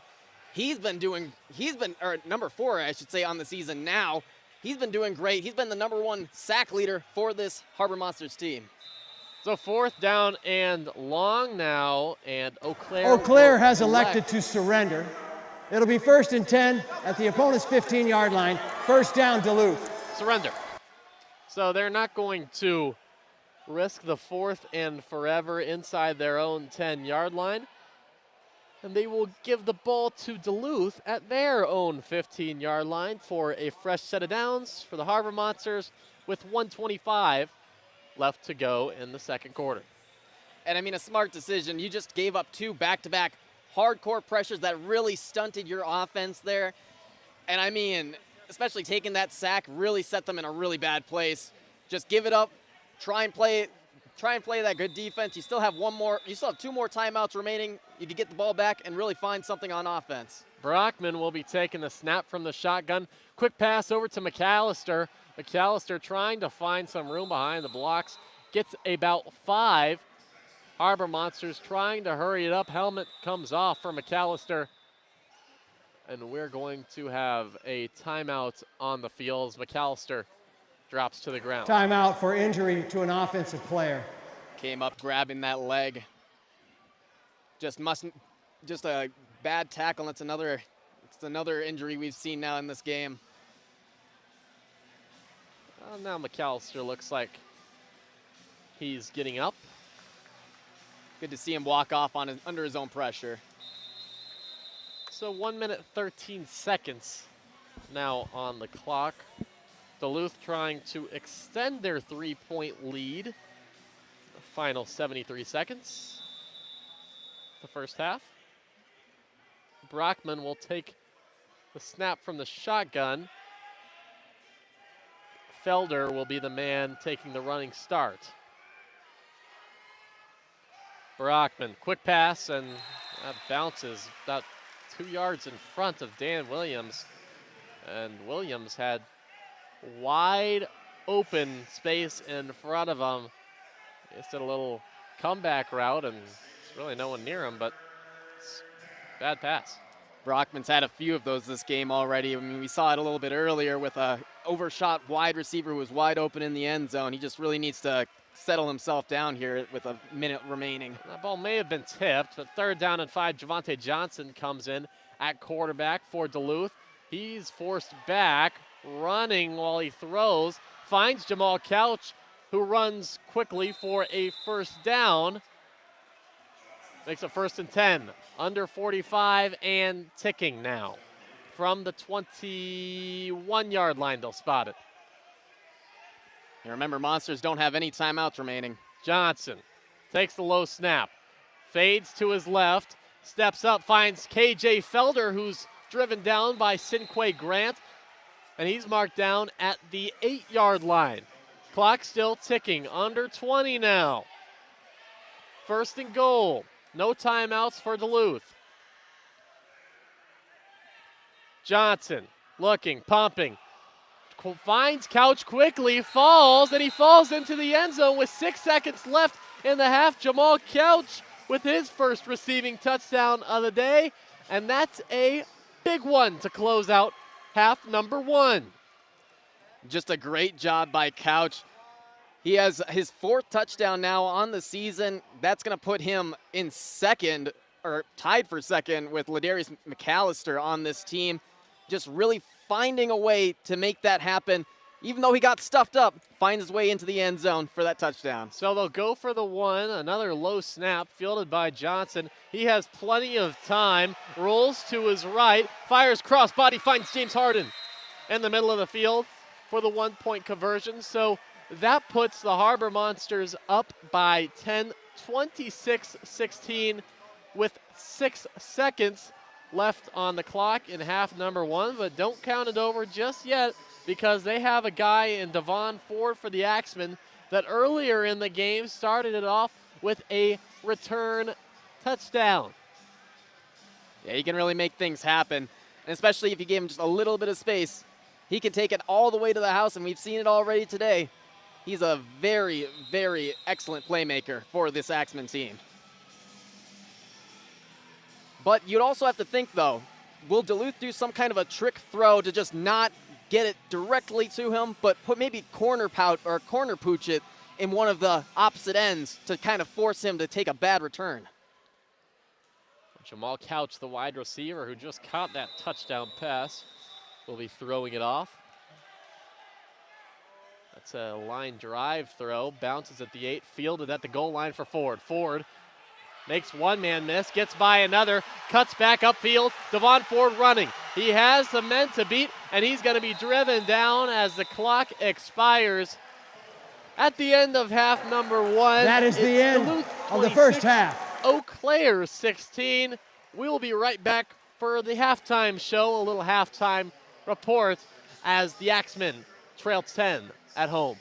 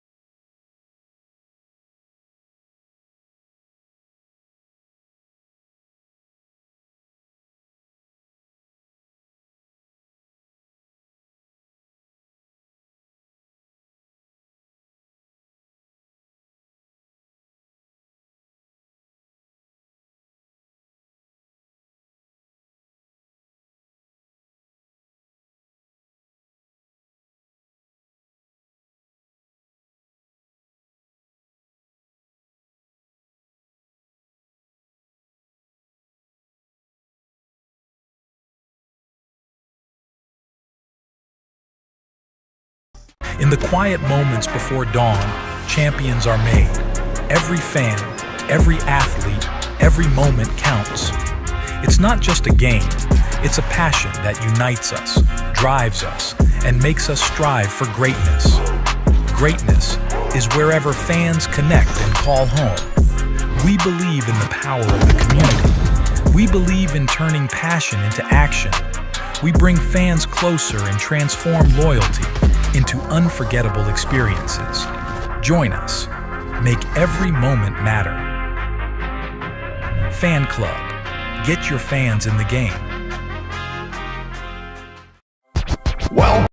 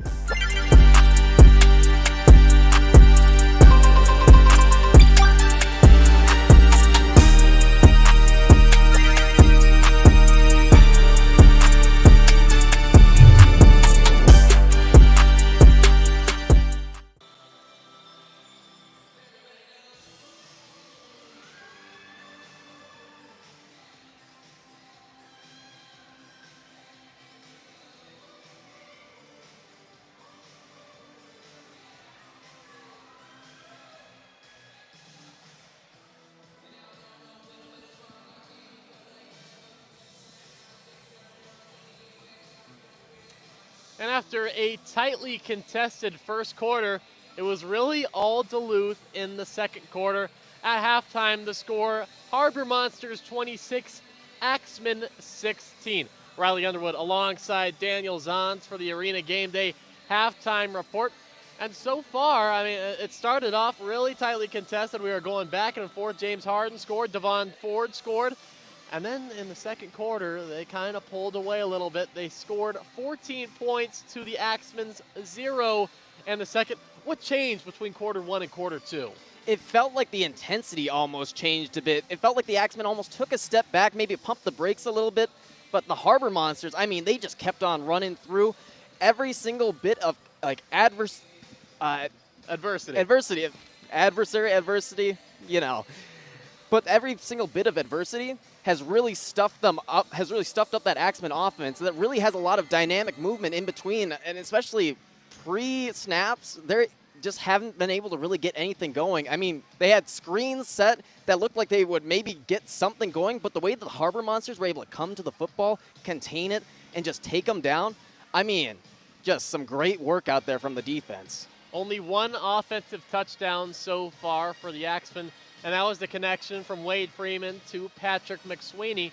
The other touchdown was on special teams. Devon Ford returned one from end zone to end zone all the way for the touchdown. And then on the other side, it's been all about the running game for Duluth. They may have taken a play out of Hot Springs' playbook last week when they faced them in that heartbreaking 2-score loss when Jordan Ambrose and the Wise Guys ran all over the Harbor Monsters. But it's been the newcomer, James Harden, that's chipped in 2 scores on the ground. Darius Morrison also has a rushing touchdown.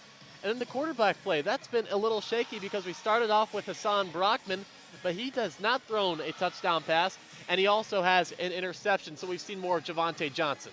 Yeah, and that's the thing, too. They're both some good quarterbacks, both of them being top 10 in yards thrown and also are great in the backfield, can really make some moves and can find their way up the field. But Hassan Brockman just hasn't been able to find his rhythm, hasn't found his groove, and it feels like he is rushed on every play, even though some of the times he's not rushed on those plays at all. He just needs to settle it down a bit and really set and get those throws out there. Because, I mean, we saw a couple of them where he had a wide open man for a touchdown with his receiver, but just couldn't get it there. Just another one of those things, just another one of those games from him. Just need to really see him settle down a bit. That can also be attributed to the pressure applied by Eau Claire. It's been happening all game, and like you pointed out, it has been affecting the quarterback play. A.J. Brown Jr. capitalized for the Axemen when he had an interception in the second quarter. And, of course, Javonte Johnson hooked up with Jamal Couch at the very end of the first half with 6 seconds to go, really put an exclamation point on that 14-point second quarter for the Harbor Monsters. Yes, it did. And, I mean, just the way that offense moved in that second quarter, it really was a testament to not only the coaching, but just I know I had said Brockman has had some bad throws, but he's been that communicative leader out there that you really need on a football team. Someone who can really be out there, be that extra coach out on the field. And while he hasn't been the most accurate, he's been talking, he's been getting his guys going, he's been making sure everyone's doing the right thing. And I mean, they have a 26-16 lead right now on the Axemen. They're obviously doing some stuff right, especially on the rushing game. And I mean, they have some 1-2 punch back there that is just absolutely fun to watch from the Harbor Monsters. And when you watch the highlight tapes and you watch the game film back, with the exception of the second half of the St. Joseph game last week, the defensive backs in the secondary have been a bright spot for Eau Claire. They have been shutting down most of the receiving game today as well, but also a couple missed opportunities. We saw a couple chances in the end zone just off the fingertips, underthrown, overthrown for Duluth. It could have easily been an extended score, a lead more than 10 that we have right now. Oh, yeah. I mean, there was a couple of times when I was like, wow, how is that not a touchdown? But, I mean, that's also a little bit of a testament to the Eau Claire Axemen defense, too. I mean, even though it is a 26-16 lead, they've been all over the place. They're getting pressure. They're getting all up into the grills of the wide receivers out there, even though they've had a couple of missed plays where there's been a man wide open in the back of the end zone. They have been able to really get into the face, get into the heads of the receivers, and you can tell it's really the talking out there, the chatter that you see, the pushing and shoving. You can tell it's really making a number on not only the Axemen, but the Harbor Monsters, despite the lead. One player that has been kept relatively quiet that has really been an integral part of the offense is Dan the Threat Williams for the Harbor Monsters. He had 5 touchdowns in his first 2 games this season. Of course, he did not play last game due to a foot injury. Still waiting to see him get some touches. A couple of times he was open, just couldn't get the ball to him, but he's a really important player to get involved if you are on the Duluth offensive side. On the other side for Eau Claire, a player that's revenge game is today, Mo Strong, who scored 13 touchdowns for Duluth last year. Now on the other side of the ball, he's been kept relatively quiet as well for Eau Claire today. Especially with the game that he had with against the St. Joseph's Goats. You thought that maybe he'd come into this one and would really take the place by storm, but he really hasn't. It almost feels like they've kind of keyed in on him a little bit to make sure he doesn't have one of those good games like we saw against the Goats. But, man, he still is able to get out there, and he's still making some plays happen, even though he hasn't really gotten that one big, most strong play yet. He's still really making an effort out there, getting tackles, especially on the return or on the kickoff game, throw-off game, I should say, and really is keeping the offense level-headed as well, too. Just trying to keep people from not pushing each other around, just trying to keep the offense on the right path going forward. Well, if anyone knows the strengths and weaknesses of wide receiver Mo Strong, it would be his former team, the Duluth Harbor Monsters. But right now, Duluth has the lead. 26-16 is the score over Eau Claire at the Sonatag Event Center. Brand new, built just under a year ago. Great facilities, too. I may mention. Right? I mean, I went across the hall. They got the big 100-yard football indoor complex. Pretty impressive for a Division III facility in Wisconsin, Eau Claire. But It seems like they've got it going here. They definitely do. And I mean, just you look around the place and there's just not only so much space, but so much really cool aspects of it. I mean, the boxes themselves, we talked about it a little bit earlier. Some fans could win a chance to potentially get those by going on the app and really going forward with it. But the absolute just atmosphere of the place is just amazing. It really takes your breath away, especially when you walk up to it and you see like, wow, this is a D3 facility. I never knew there could be a D3 facility it's with a something like professional this. facility for the Eau Claire Axemen That of the too. Arena League. That too. That's why it's so nice, and the fans are having a good time tonight. So thank you for tuning in to the Arena Game Day Halftime Report, and we'll catch you up on the rest of the game. We'll have all that coverage. So we're going to take a quick break and recognize the top fans for the Fan Club app so far this season.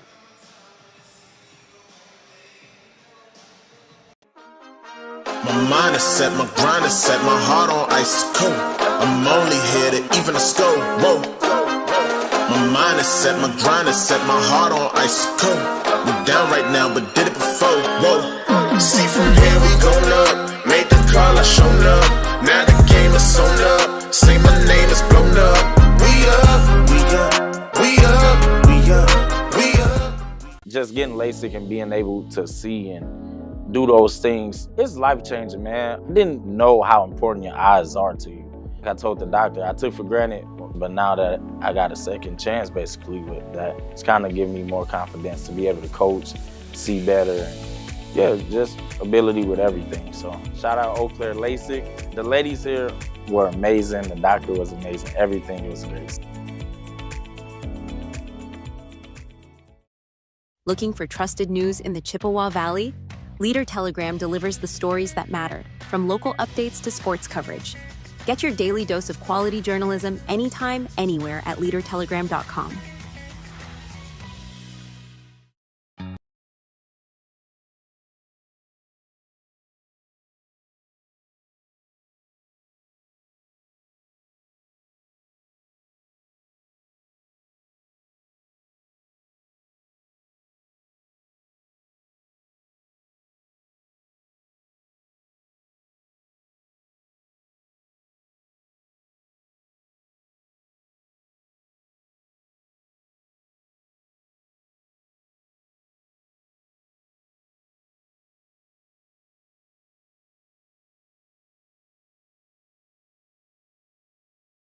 Applebee's All You Can Eat is back, featuring the chicken tenders you've always loved, plus double crunch shrimp and riblets, all served unlimited for just $15.99, only at Applebee's.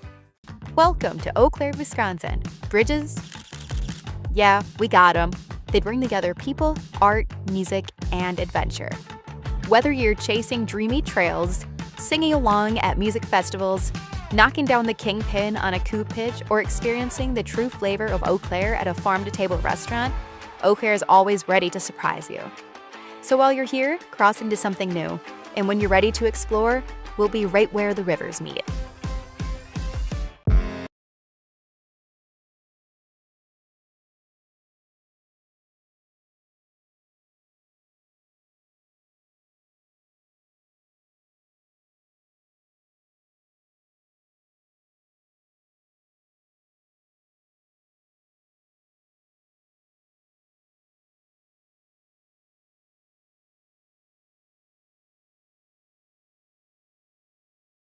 Garrett with Moonridge Brewing Company. At Moonridge, we're dedicated to quality, from our handcrafted beers and seltzers brewed on site to our homemade spent grain specialty pizzas with take and bake options available. We believe in more than just providing great beer and pizza. We aim to create a community where everyone feels welcome and valued. Moonridge Brewing Company is veteran owned and operated. We take pride in the values that shaped our journey, service, dedication, and making a positive impact. Learn more at moonridgebrewery.com. Looking for trusted news in the Chippewa Valley? Leader Telegram delivers the stories that matter, from local updates to sports coverage. Get your daily dose of quality journalism anytime, anywhere at leadertelegram.com.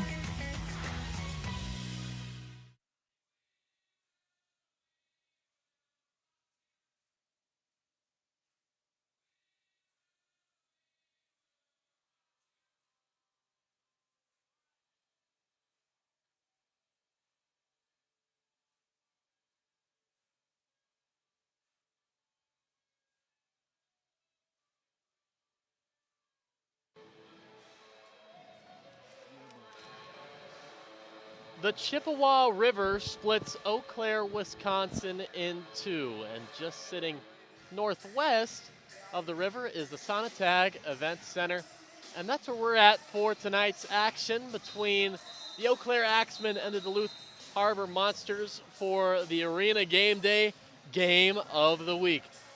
Joined alongside Daniel Zons, I'm Riley Underwood. We have all the second half action that's going to be in store, and so far it's been a good one. Eau Claire started off the first quarter, ended it with a lead 16-12, but then Duluth powered back, scoring a 14-0 second quarter, to end it off 26-16. James Harden, the newcomer, number 20 for the Harbor Monsters, has been a bright spot. 2 rushing touchdowns for him today. The other side, the Axemen, struggled to get much going as of late. Devon Ford started off the game with a return touchdown, and he will be back to return this throw off to start the second half of play.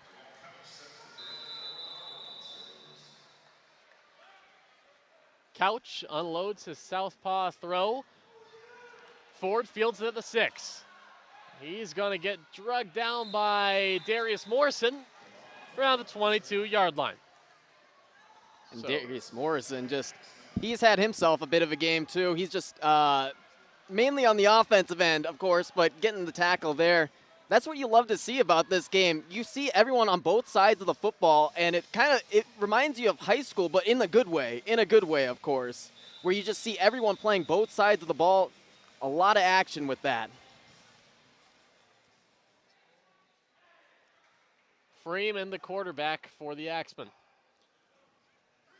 Long pitch back to Boom Williams, who gets clobbered at the line of scrimmage by Darius Morrison and Dante Mason. That one was an interesting play call. Tay Brooks, the head coach for the Axemen, likes to mix and match his formations. That one was a long pitch back to Williams, trying to get some forward momentum going before the snap. Stopped right in his tracks. That'll be a 2nd and 10.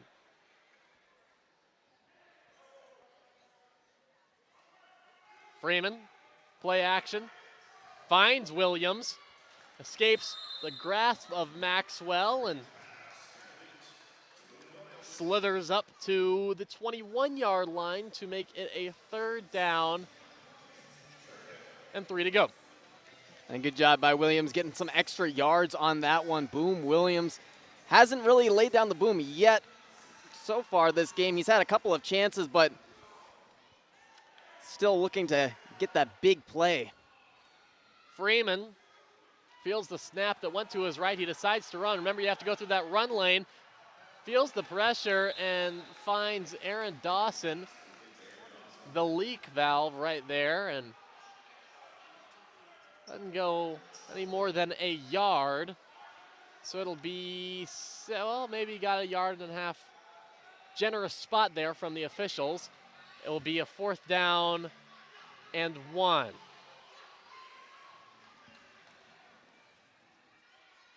Freeman sends Williams in motion. Takes it himself, runs up the gut, gets tackled from behind by Mason, but that'll be enough for a Axemen 1st down. Great job by Freeman with that big frame to just lean himself forward. He got stopped a little bit close towards the line of scrimmage, but was able to really move forward and just lean that right over the edge. Got that 1st down by about a yard or 2, and good job by him and a great job by the Axemen to just keep pushing forward.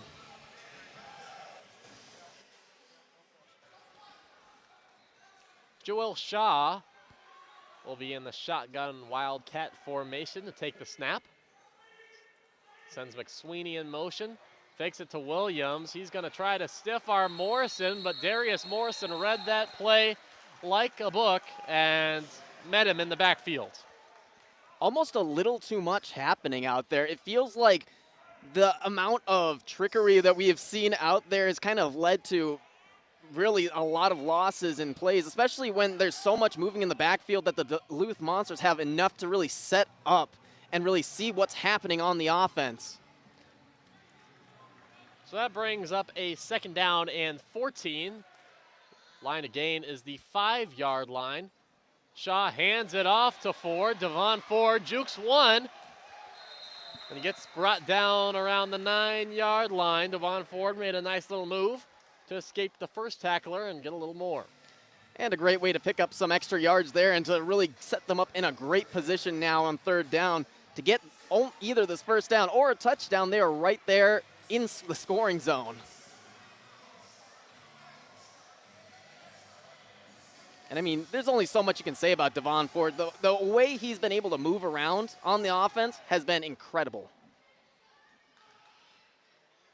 Shaw fumbles the handoff, and that's going to be picked up by the Harbor Monsters. Khalil Finley picks it up, and he's going to take it back to the house. Touchdown, Duluth.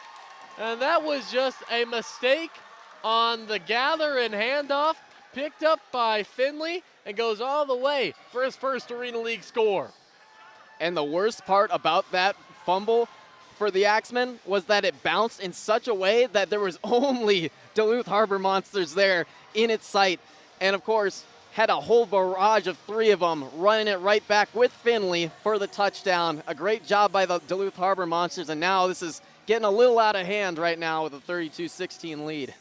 Well, it's still a little early. There is time left to go, but that's sometimes what happens when you have a running back taking snaps and handing the ball off. So they'll go for the 1, Javante Johnson in the shotgun formation.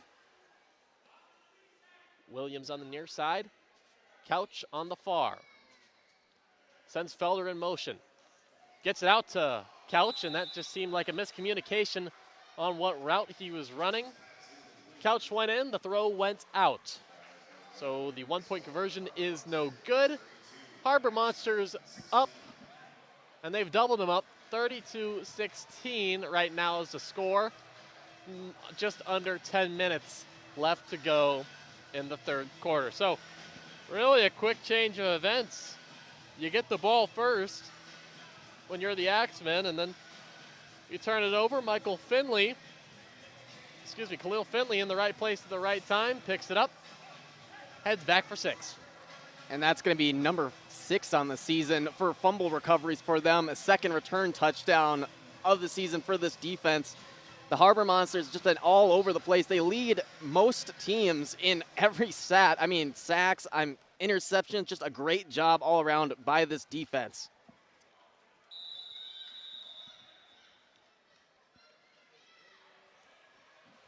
High throw, bounces at the 5-yard line. That one's going to be finally handled by Ford. Jumps on it at the 7 or 8-yard line, in between the 2. So that sets up a 1st and 10. Axemen offense jogs back out onto the field, and Wade Freeman trying to mount a comeback right now. His Axemen are down 16. And especially with how quick these games are and how fast-moving, fast-paced it is, no lead's ever safe. There's always going to be a chance for the offense to really get down the field, and it all just takes 2 or 3 touchdowns to just get it right back into this game, and you're right there. Gets it out quickly to McSweeney, who's met by he's met by Zach Hannibal. Helmet of McSweeney comes off in the process. Helmet of Hannibal too. Seen a couple of those happen this game. There's been some big hits out there that have really popped some helmets off, and some great form tackling. Ford in motion, pitches it over to Williams. His blocker is his quarterback, and that's going nowhere. Met behind the line of scrimmage. Michael Austin among the Harbor Monsters in on the stop. And there's that swarming defense of the Harbor Monsters. Doesn't matter who's out there on the field for them. They know they have a great game plan and just know how to scheme it up, especially with this Axemen offense being as tricky as they are. 3rd and 6. Freeman faces pressure and delivers it into the VIP boxes. Little miscommunication there between him and his receiver. He really wanted Stanley Boom Williams to just go for an out route, but came back a little bit too soon, and that went flying over everyone's head. Darius Morrison applied the pressure that forced the bad throw, forces a fourth Elected down. to surrender. It'll be first down and 10 at the 15-yard line. And Duluth first down. Eau Claire elects for the equivalent of a punt in the Arena League, which means they surrender. And Duluth will take possession at their own 15-yard line. And they just really haven't gotten any kind of momentum on this offense. They came out of the break. It felt like they had a little bit of heat going into it, but they just kind of whiffed on their first couple of plays and just really couldn't get anything mounted for them. Now they're trying to get back. They're back on defense and make sure the Duluth Harbor Monsters don't put another one on the board. Javante Johnson in the shotgun. Faces a blindside blitz, and that one's going to be picked off. Picked off by Shaq Currington at the 23-yard line. And right back in it are the Axemen. He faced a blindside blitz. You can give that one to Jacob Davies. Thank him on the sideline because he applied that pressure to force a bad throw and a Shaq Currington interception. Axemen get the ball back. Jacob Davies has yet to get a sack on the season. However, that doesn't stop him from going full force into that backfield and really getting right into the face there of the quarterback. Just a great job from him. And like I said, just a few big plays is all it takes to really get yourself back into this game with how fast-paced this game is. Freeman. Looked like he was going to run, decides to pass instead, finds Dawson, who gets shoved out by Mason at the 12-yard line. Aaron Dawson, the running back, in 2022 rushed for over 1,200 yards at Valparaiso.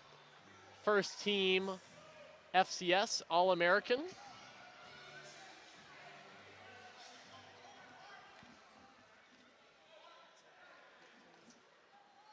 Williams takes the running start. Freeman, quick pass to Ford. Ford gets tackled and really made a nice play to not give up and almost find the first down marker. Zach Hannibal. First down, Eau Claire. They're going to put this really close. They may have actually given it to him. They did. Wow, what a second effort by Devon Ford. He could have easily given up on that one and went down, but fights for the extra yards, and it was worth it. They give him the spot. I mean, that's just the kind of guy Ford is. He's not going to go down on that first hit. He's going to keep powering through you until you force him to go down. Freeman almost stumbles, and then he's going to somehow get it to Dawson. Dawson rumbling into the end zone. Touchdown, Eau Claire. Wow. Flags are flying. What a play. After the play, there was some jawing. Oh my, what a way to get it out of your hands by Wade Freeman to the waiting Dawson. We do have a red flag out on the field. The result of a play is a touchdown. After the play was over, unsportsmanlike conduct foul. Defense number 0, his first of the game. The previous play is being challenged by Duluth. Timeout on the field. So Tony O'Neill and the Harbor Monsters challenged the call. After the play, there was an unsportsmanlike conduct penalty by the defensive back number 0, Deron Maxwell of Duluth. But O'Neill doesn't think this is a touchdown, and the challenge is whether the quarterback, Freeman, was down or not before he got that ball away. It was very close. It was very close. I mean, it looked like he was down for the count, but Freeman with that last-ditch effort to just get that ball out, you got to give him some credit for that, even if this does not stand.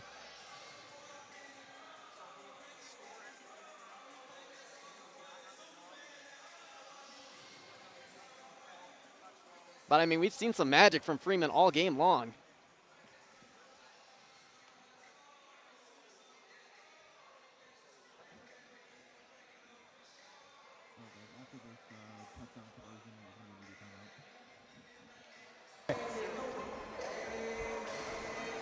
Tyler Downs, the head referee today. After review, the ruling on the field is upheld. Touchdown. Wow. The 15-yard penalty for the unsportsmanlike conduct foul will be enforced on the succeeding spot after the next throw-off. Duluth is not charged with the challenge because that play was automatically under review because it was a scoring play. Okay, so Point after try. it looks like Tony O'Neill and the Harbor Monsters get to keep their timeout because the play was going to be reviewed anyway, because every scoring play is reviewed, so he keeps his timeout. Nevertheless, the play on the field stands.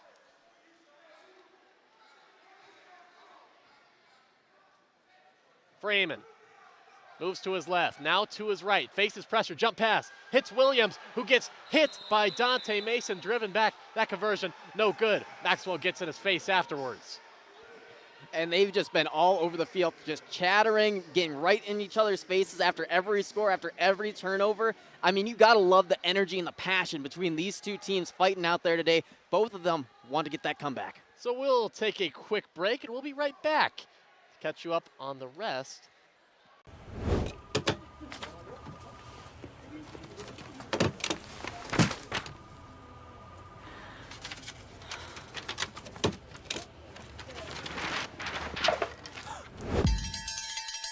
When you need a break, Pizza Ranch is ready. And if you're craving your favorite pizza, request it with Buffet Your Way. You name it, we'll make it for the buffet and make sure you get the first slice. Rough day or good day, sometimes you just need a buffet.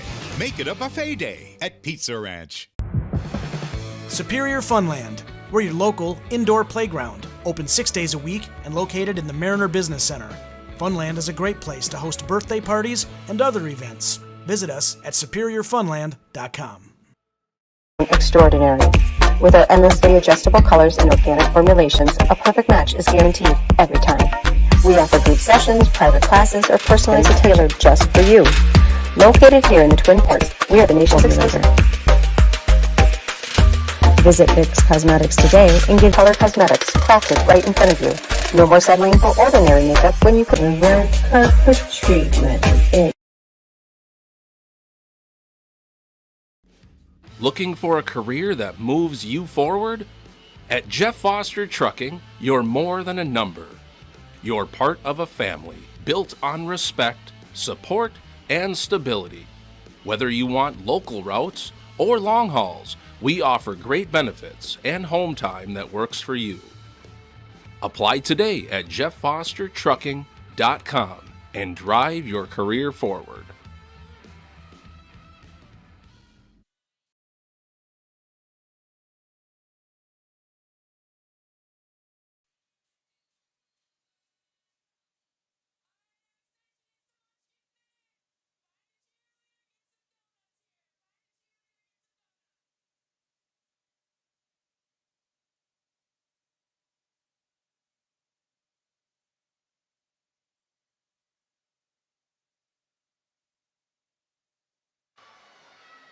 So the cheerleaders getting some action, throwing the ball. I don't know what they're throwing, really. It looks like, I don't know, is that some candy? I don't know.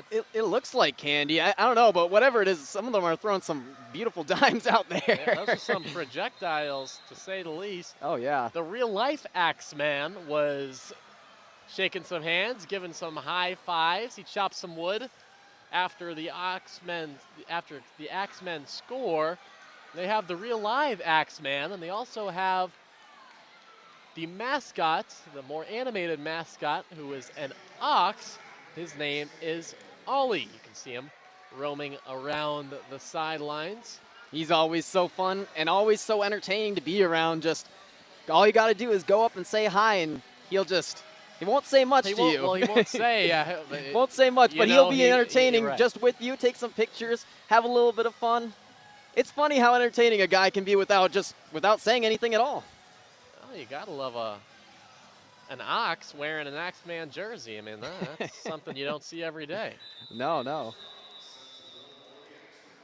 So the former Duluth Harbor Monster Mo Strong will throw it off for Eau Claire. Sosa Maxwell will take his first return attempt of the day. He returned one for a touchdown last week. And here he goes again. Deron Maxwell gets dragged down just past midfield. It looked like for a second, boy, he could have broke one big time. Oh, yeah, it looked like he had the distance there, but getting tripped up just a little bit really stopped his momentum and then allowed the Axemen to just corral him and just contain him there. The ball will be placed 15 yards behind the end of that run for the prior unsportsmanlike foul. First down, Duluth.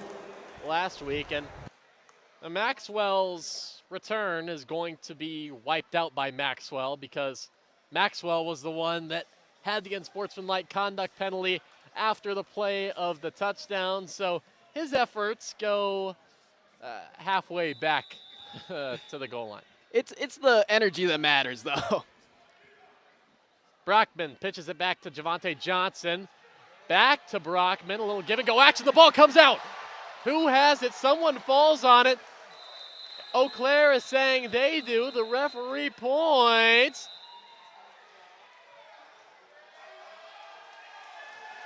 And yes, they do. Eau Claire comes up with it. What a turn of events. Just like that, the Axemen get it back. Brockman pitched it back to Johnson, who tossed it out to Brockman. That ball was stripped away by Jacob Davies, and a bunch of Axemen just fall on it right in front of their bench. They knew it from the jump that they had it. And now Wade Freeman and Eau Claire is going to have the ball in great field position at the 5-yard line. First and goal, down 10 with 5:32 left in the third quarter. The ruling on the field just in a snap, of a fumble recovered by Eau Claire is upheld. You get a touchdown First here, down, Eau Claire. You're right back into this game. Especially being right at the 5 right there. I mean, you got some great runners in your backfield that can just go right up the middle. This is where this offense is really dangerous. Wade Freeman under center, takes a snap, hands off to Devon Ford, who gets drilled by Khalil Finley. 2 yards behind the line of scrimmage. Finley's been having himself a good game as well. He's been really all over the field too, but still, Axemen not really able to find their groove just yet on offense, going backwards to start this after getting that fumble. So it's really been that defense. Second and goal now from the 7-yard line. Freeman in the backfield, Mo Strong will be the receiver taking the running start. Sends him in motion. Freeman has time, delivers a strike to Strong in the back of the end zone. Mo Strong, revenge touchdown to put the Monsters in striking distance for Eau Claire. What a catch by Mo Strong. What a throw by Wade Freeman to navigate all those defenders and put it right on the money there for Mo Strong. And Mo Strong has had, as we had talked about earlier, he's had a quiet game. Getting his first touchdown right there of the game, and in a great fashion, too, to really cut this lead down to 4 here after this 1-point try. They could potentially get this down to 3.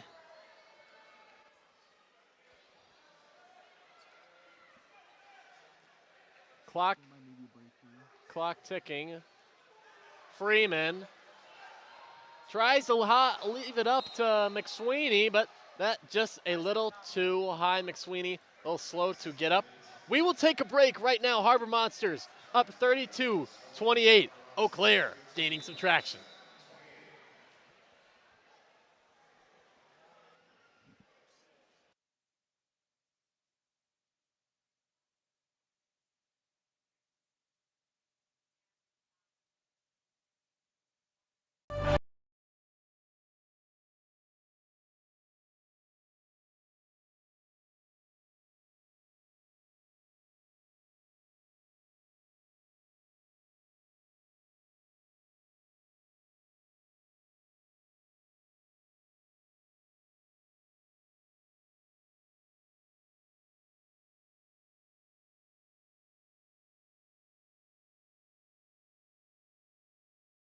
In the quiet moments before dawn, champions are made. Every fan, every athlete, every moment counts. It's not just a game, it's a passion that unites us, drives us, and makes us strive for greatness. Greatness is wherever fans connect and call home. We believe in the power of the community. We believe in turning passion into action. We bring fans closer and transform loyalty into unforgettable experiences. Join us. Make every moment matter. Fan Club. Get your fans in the game.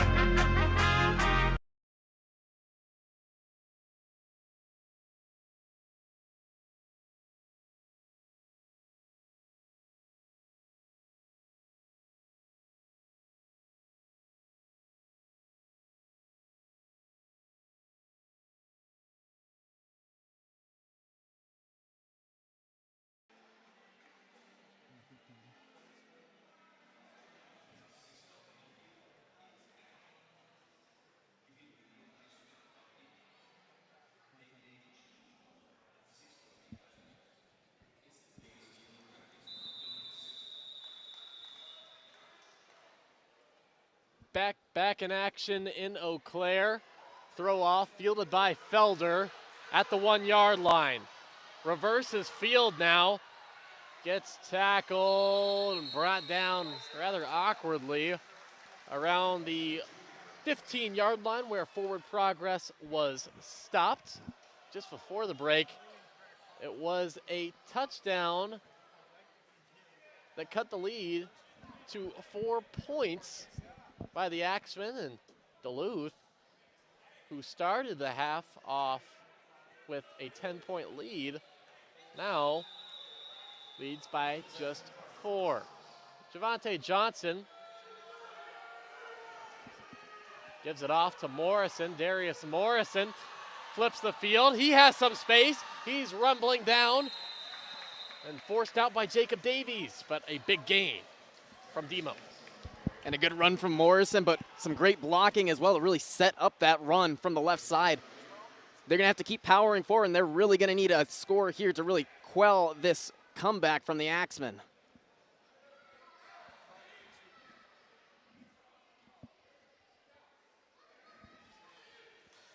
Morrison actually takes a snap. It wasn't intended for him and just rushes right up the gut. Gains 3. That was a bad snap. Landed on his right leg.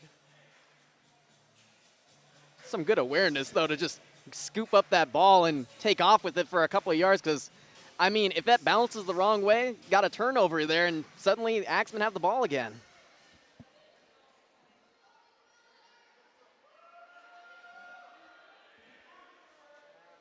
Hands off to Morrison once again. Gain of around 3 to set up a, well, maybe not quite. 3rd down and 7.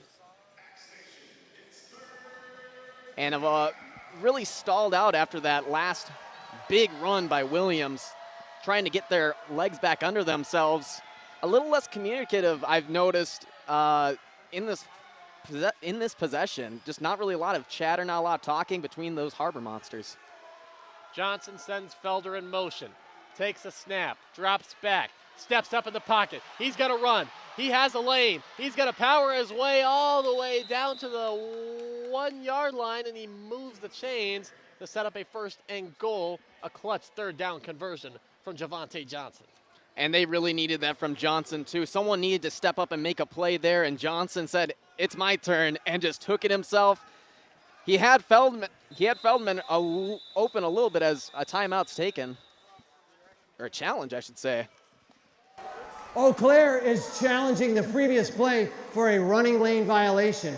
Timeout on the field. What's happening is Tay Brooks and the Axemen are challenging not the spot of the ball, but that it should have been a running lane violation. So when you're the quarterback, you have to cross the line of scrimmage if you're running in between those hash marks that are new this year. Looked like from first glance when we watched it live that he did. We're going to take another look at it.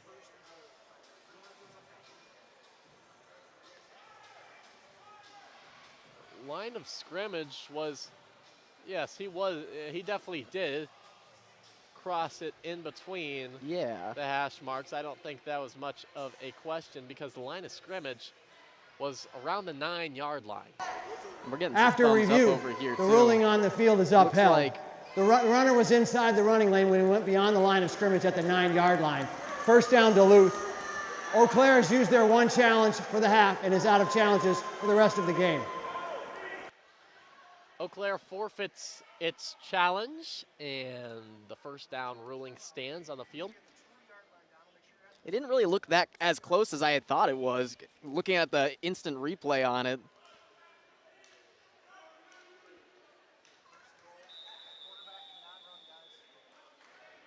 Johnson in the gun. Harded lined up caddy quarter in front of him. A little bit of confusion here too. Johnson telling Williams to move up.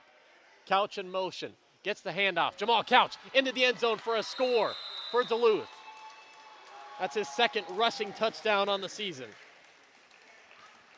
And just another play made by Couch. He's been all over the field. He's had a couple of plays that could have came down with some big catches, but really makes up for it there with a great touchdown. And just like that, the Monsters have taken a 38-28 lead now. Just exactly what you needed if you were the Monsters. They had kind of stalled out a little bit on offense, didn't really get their legs under them in that last possession until that big Williams run that really set them up. Getting a touchdown there and taking an even bigger lead. They go for the 2. Johnson fires. Williams. Corner. Caught. So Dan Williams. And Impact does a little rodeo dance in the corner and puts the Axemen in a tough spot now with 25 seconds left in the third quarter. Harbor Monsters lead by 12. Take another look at it. Yep. Defender draped all over him, but Williams, the good receiver that he is, found a way to use his body to make the catch. And he just makes things happen. He just makes those plays happen. And when he's needed, he's going to be there for your team. And Williams, just a great catch, great control, comes down with it cleanly. And just like that, it's a 12-point lead once again. But, I mean, we saw just how quick this can change. There's never a dull moment in this Arena League football. There's so much fast-paced action, and there's always a chance to really come back into this game. Couch throws it off. Ford back at his 5-yard line to return. Fields it at his 5. Fumbles the ball. Who comes up with it? That's going to stay with the receiving team. Devon Ford fell back onto it after mishandling the throw. And Eau Claire will start off with the ball at their own 6-yard line. 1st and 10, 16 seconds left in quarter number 3. I got to shout out Dante Mason on that. Even though he didn't really do anything to make him drop that football, he got right there and almost caused another turnover. Just a great job. He's been all over the field and even making plays on these throw-offs. Just a great job on the defensive end for him today. Clock ticking. Under 10 now. Freeman doesn't have to snap the ball. Sent Strong in motion. He will snap it. Get a play off. Feeling the pressure in his end zone. Jumps out of it and gets rocked. Mason with a hard hit to the face mask of the quarterback Freeman. That is the end of the third quarter. Quarter number 3. Duluth on top 40-28 with 15 minutes left to play here in Eau Claire.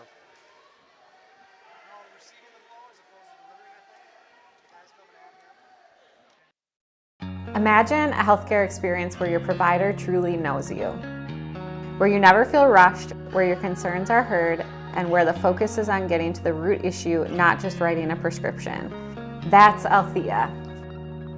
We've built a model where personalized, root cause healthcare is affordable, accessible, and financially sustainable. If you believe in a different kind of healthcare, one where you are truly seen and cared for, join us.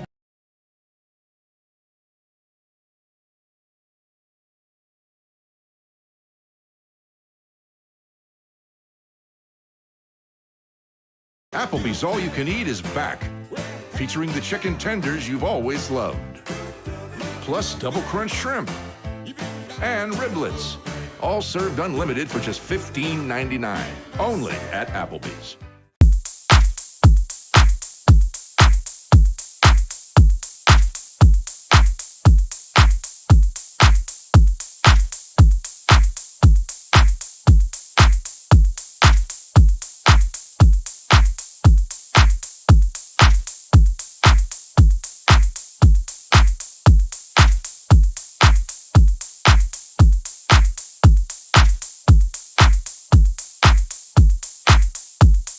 My name is Lee Hofer, and I work at Eau Claire LASIK, and I've been here for 25 years. I think there are a lot of rewarding things about having LASIK as a profession. Working with young people that have defined goals, people that are 60s and 70s, and they find benefits too. But I think it's just the personal encounters, meeting new people, and seeing how their life continues from there. At Muldoon's Menswear, we take pride in providing quality suits that you can wear for every occasion. Browse our in-house selection of suits and choose from our wide array of accessories to complete any look. Suits.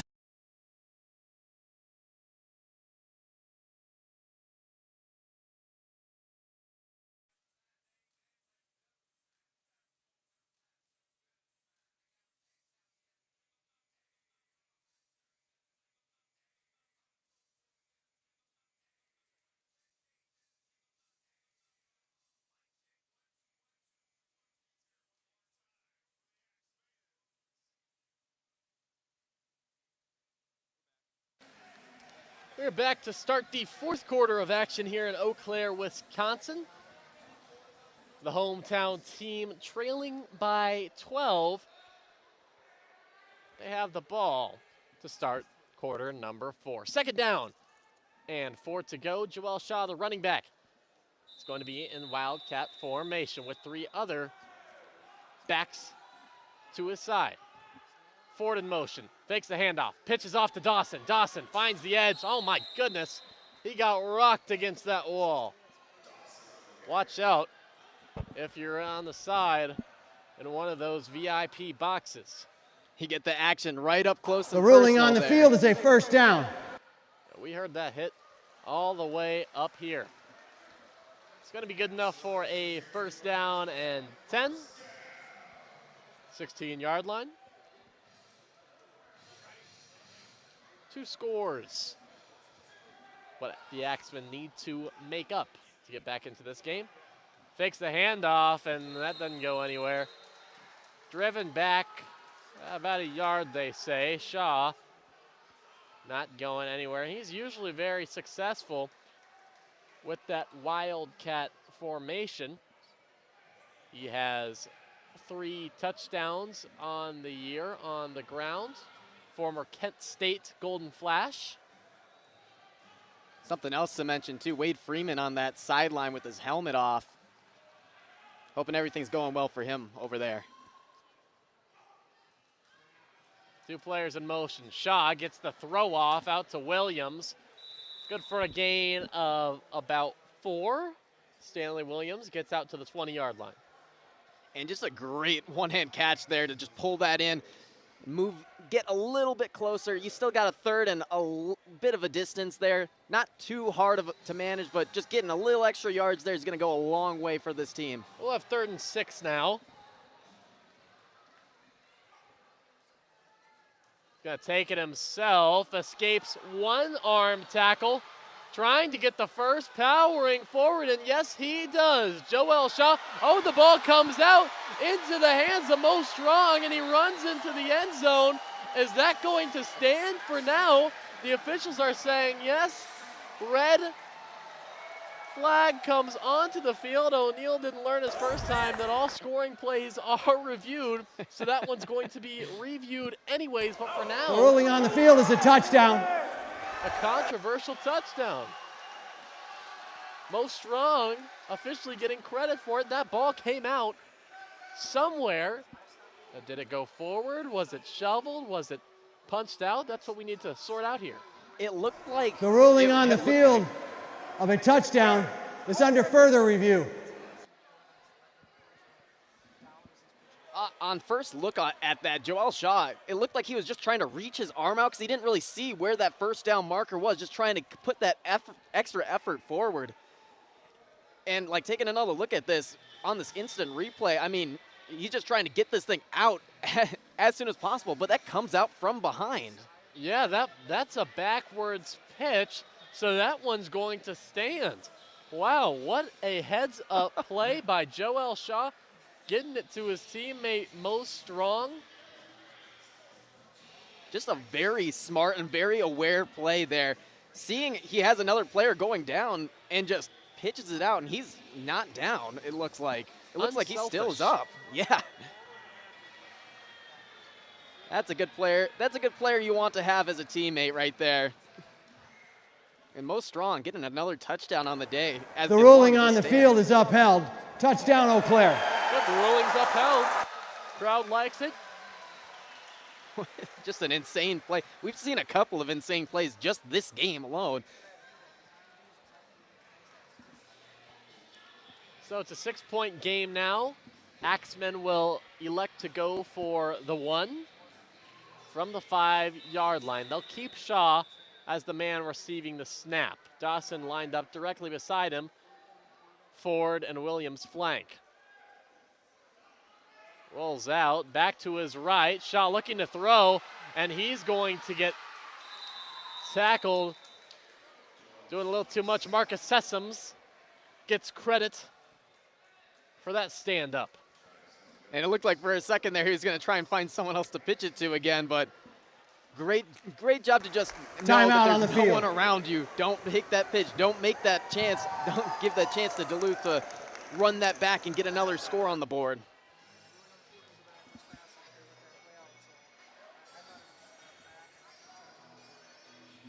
And so we get 6 points away from a tie ball game. Duluth up 40-34. They will get the ball. Interesting to see who comes out to return for the Harbor Monsters. It's been a lot of KJ Felder so far today. We saw one Sosa Maxwell return, and Maxwell is the player that returned all the way for a score in last week's game against Hot Springs. And they have a number of players that are just so shifty out there on the field. It feels like no matter who it is, they could potentially take off for a big gain, if not a touchdown. It's really a toss-up of whoever's back there. Whoever gets that chance is going to go full force 100% of the way.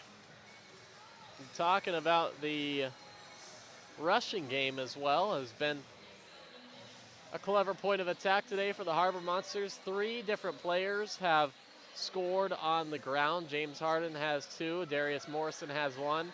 Mal Couch has 2 total, 1 on the ground, and 1 as a wide receiver catching the ball. So it will be Maxwell taking the return. He lines up at the 3-yard line. Mo Strong just scored that touchdown. We'll throw it off. 12:35 on the clock remaining in the game. He's got 165 yards returning kicks on this season. Returning throws, I should say, on this season. And for Deron Maxwell, definitely their best kick returner out there. We have a little bit of a delay here. Now, Deron Maxwell was big in the last game. He leads the Harbor Monsters in tackles on the year with 17. He's originally from New Jersey. Played his college ball at Bethune-Cookman.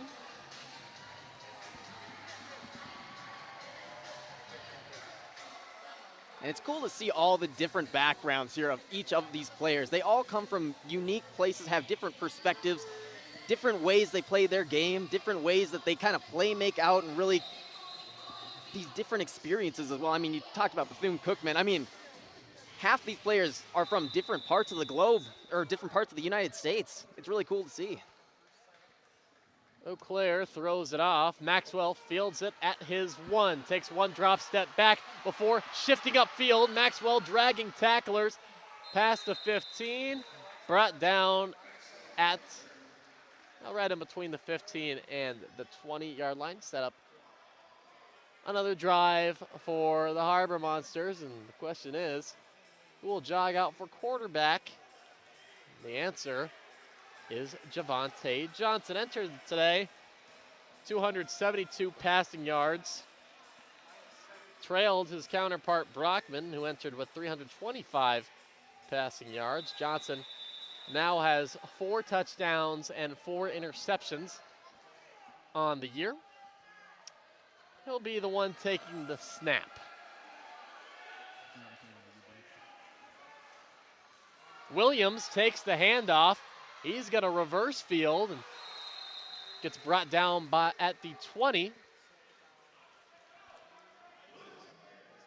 Can't say enough about A.J. Brown, man. He's been flying around that field. I mean, on that throw-off return, he tried going for that fumble, tried knocking that thing out, and he's just been all over the place in this backfield, not really allowing any kind of a flow on this offense. Johnson with Harden by his side, hands it off to James Harden. Juking, flag on the field at the 20-yard line. Brought down at the moment 2 yards shy of the first down marker. Joe King seems to think it's going the other way. Okay. Holding offense, number 56.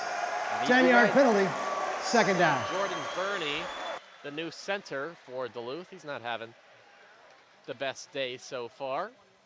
No, but he has really gotten his snaps down, it seems like. It felt like there was a lot of nerves coming into this one, really getting his first chance to be out there, but has really kind of settled down on that. Obviously, another step back for him there. So it sets up second and long. Felder, that's a bad snap. Felder was in motion. Johnson gets it to Dan Williams, who was streaking across the field diagonally. It looked like Felder could have been there too. He was on the ground waiting for the ball. Dan Williams gets close to the first down marker. Does he have it? Officials say yes, he does. And just a great job by Williams again.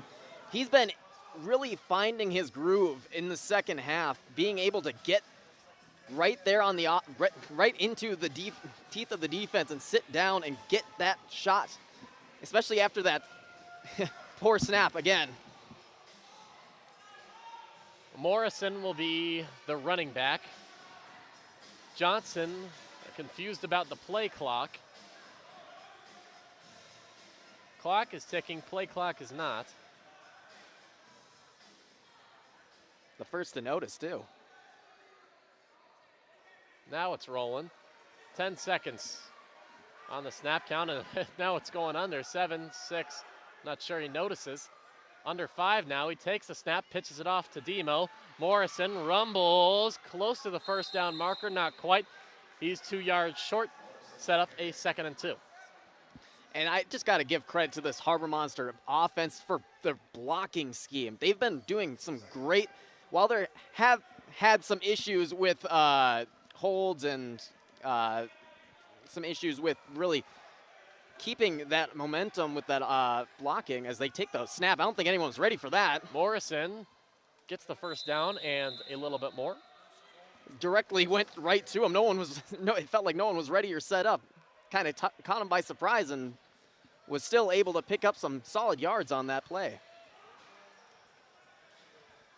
So under 10 minutes now, about 9:30 left to go in the fourth quarter at the Sonatag Event Center in Eau Claire, Wisconsin. Duluth up by 6. The Harbor Monsters in blue, the Axemen in white. Johnson, the quarterback, 2 towels on his waist, long flowing hair coming out of his helmet. Takes a snap, pitches it over to James Harden, who makes a couple people miss. He's still on his feet. James Harden into the end zone, and that's Harden's 3rd score of the day. Whistles are blowing. Call the play dead. He may have been out of bounds there. Let's take one more look at it. The ruling on the field is the player hit the wall. 2nd down. So they say that Harden hit the wall, and that means he was forced down And there goes that red handkerchief. This time they actually will review it. Duluth is challenging the previous play that the runner hit the wall. Attempt, but this Timeout on the field. It will be challenged. And it's felt like he's had the finger on the trigger for that one, ready to throw that at will. But at least for that one, it looked like he was still in bounds, at least on the first glance of it. Looking at the review for it, and it's not looking like he got that close to it. Oh, there. It may have gotten him on the ankle. Let's see. When running back. No, that's a touchdown. That should be a score. All I'm saying. That is he didn't really get pushed. As clear as it can be. And Harden's fired up because he knows that one's going to count. And that's going to be his third of the day. He's been all over the place on the offense, making some plays happen. The former St. Joseph, Kansas City Goat, now a Harbor Monster in his first game, his Duluth debut. After review, the runner did not hit the wall with contact. Touchdown, Duluth. There you go. Duluth is out of challenges the rest of the game. Point after try. There are a few Duluth fans that made the 140-mile drive. A couple of them sitting right in front of us as we call the game from your angle, where you're seeing it on TV. Some well-traveled fans, too. You can see a lot of blue and yellow just around in little pockets here and there. Johnson be the quarterback. Clock ticking, under 8:40. Pass is thrown and completed to Ladarian McAllister for the conversion, and that increases. Timeout on the field for media. Lead. And we will take a quick break. Harbor Monsters up 47-34. Is the game?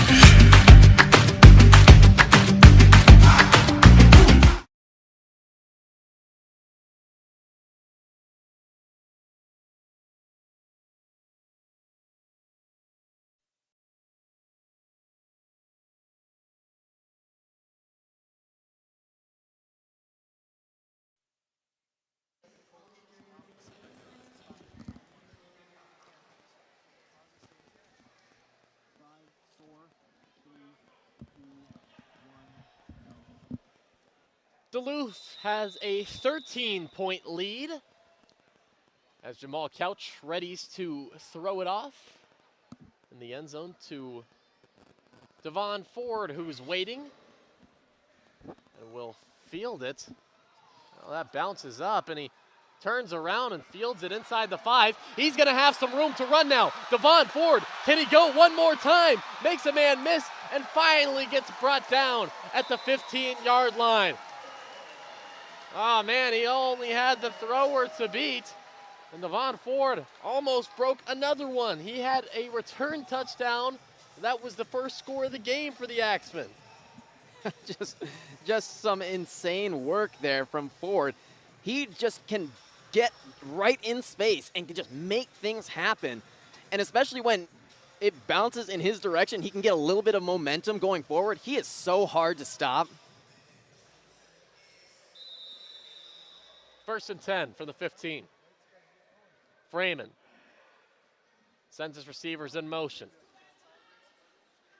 Freeman fires, and he has Mo Strong.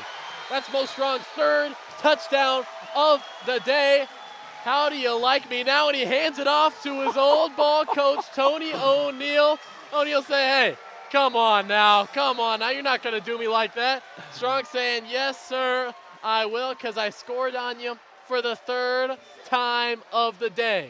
Give him that hat trick. He deserved that. Wow.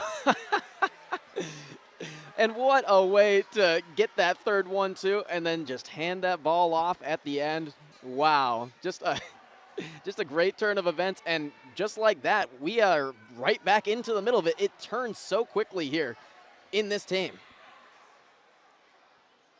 Freeman, play action for the 2-point conversion. Stops, looks, throws way too high. That one's going to be no good, so it's a 7-point lead that Duluth carries as we are approaching the 7-minute mark of the 4th quarter. So right now, the offense for the Axemen is not having any problems moving the ball. The issue seems to be when Duluth gets the ball, they're scoring every possession, so you're just going 1 for 1, 1 for 1, 1 for 1. Eau Claire's having a hard time coming back. They're staying in it. But you got to get a stop here on defense. And they've had a couple of stops on defense in the second half that really turned the tide of this game. And it's just interesting to see that they've kind of reverted back a little bit, but also the Duluth Harbor Monsters blocking has picked up a good bit since the start of the second half, and they've really been able to get their own way with the offense. Eau Claire Axemen need to find a way to really get around that blocking and get around that scheme to really get back inside and cause some mayhem inside if they want to get this game back. They're still close. 7 minutes to go. That's plenty of time if you're the Axemen, and a lot of time if you're the Monsters.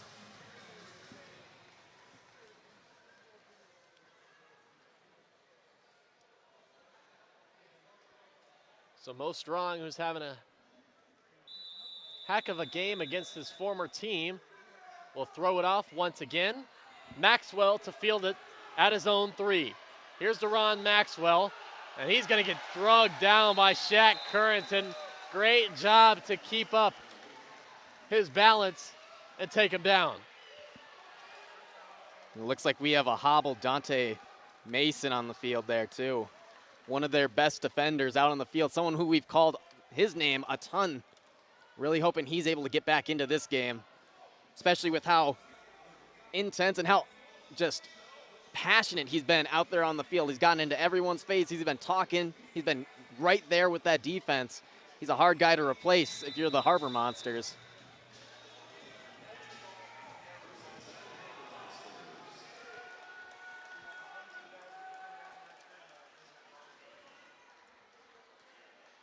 Johnson has Harden to his side. Couch went in motion, pitches it over to Harden. Harden making a couple of men miss. Brought down 2 yards short of the first down marker. Good little shifty run by the newcomer. And he has just been doing that all game long. Has really not had a... It's been really hard to stop him. The way he's been able to shift around and really find that little gap in the defense, just hard to close him down.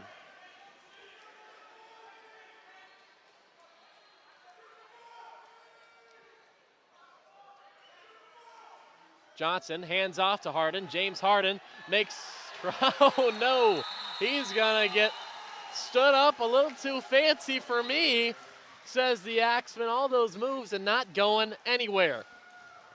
Just a great job of awareness there to stop him right on the play. It's gonna force a 3rd down, but Axemen really needing this one. Stephen Thomas was one of them who brought him down from behind. Also, David Facone also in on it. Thomas had a great game on defense last game. Really made an impact against those St. Joseph Goats. Morrison now the running back. 3rd down and 3. Pitches it off to Morrison. Morrison keeps those legs churning, but not enough for the first down. He's going to be 1 yard short. That will force a 4th and 1. The decision now is what to do if you're the Harbor Monsters. 5 minutes and ticking. And they've been dangerous rushing this football, but the Axemen have been catching on to their ways and have really been closing and containing those gaps that were open before. It might be a brick wall type of a play going on this next set of plays here. Morrison in the backfield. Hands it off to Morrison, trying to find the outside. Can he get there? No, he cannot. Stood up by Joe King. The Axemen make a crucial 4th down stop to turn the ball over on downs and get the ball back to their offense. Down by 7 with a chance to tie and even take the lead. Textbook tackling there. Joe King, that's what he gets. That's what he comes here to do. He comes here to stand up and make some stops, make some great plays. And, I mean, down the line, we got 4:30 left here. Still 3 timeouts for the Axemen. There is plenty of time.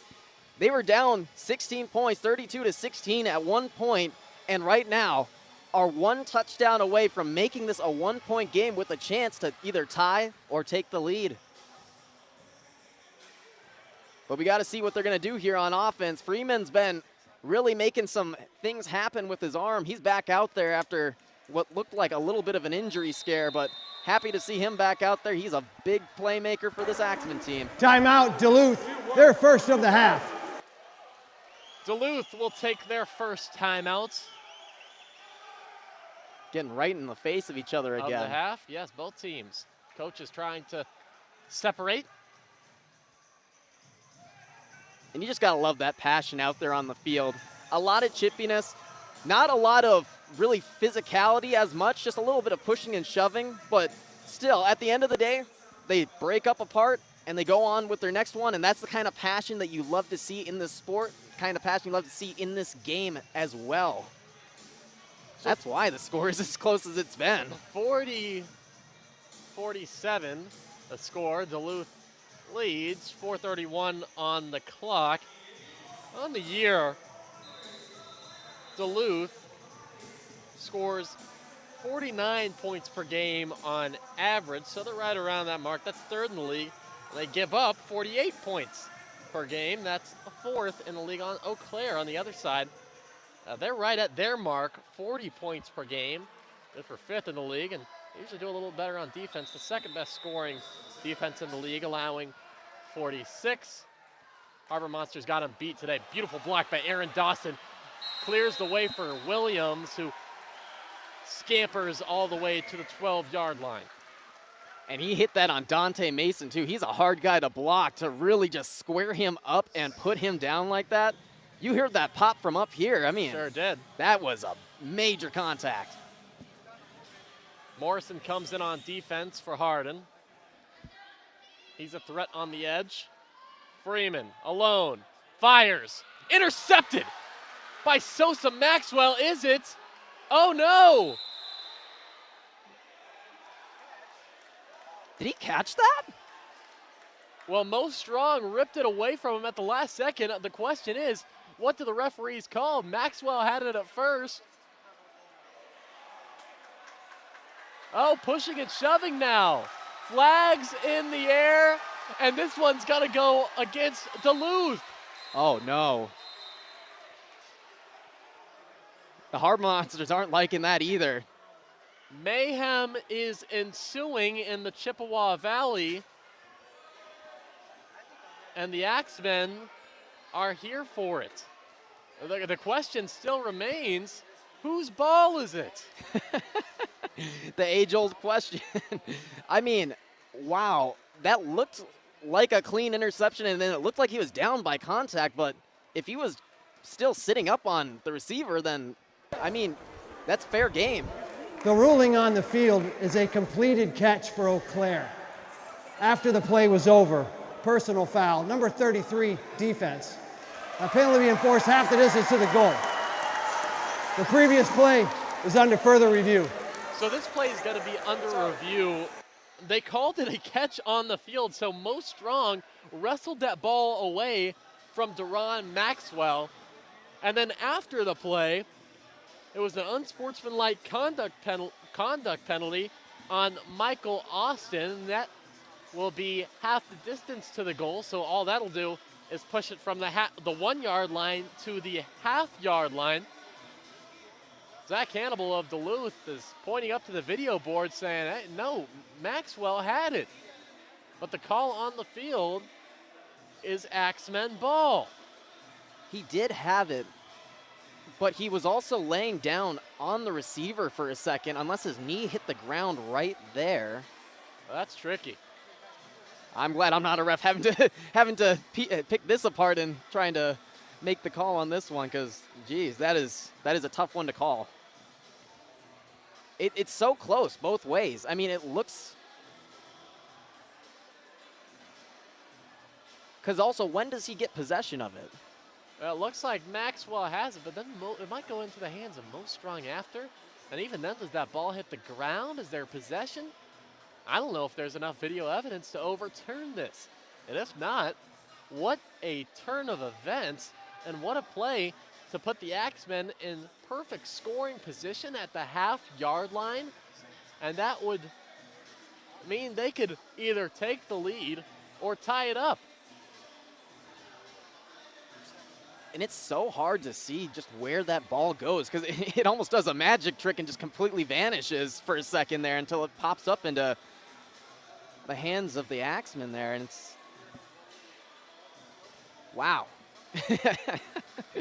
What a number of plays that we've had this game that have just been massive and have turned the tides for both teams. I mean... Here's the call. After review, the ruling on the field is upheld. It is a completed catch by Eau Claire. After the play was over, on personal foul, number 33 defense, half the distance to the goal, first down. There you have it. Well, how about that? Hauled in by Mo Strong, so no interception from Mr. Freeman. Instead, he gets a chance to go under center at the half-yard line to punch it in at 1st and goal.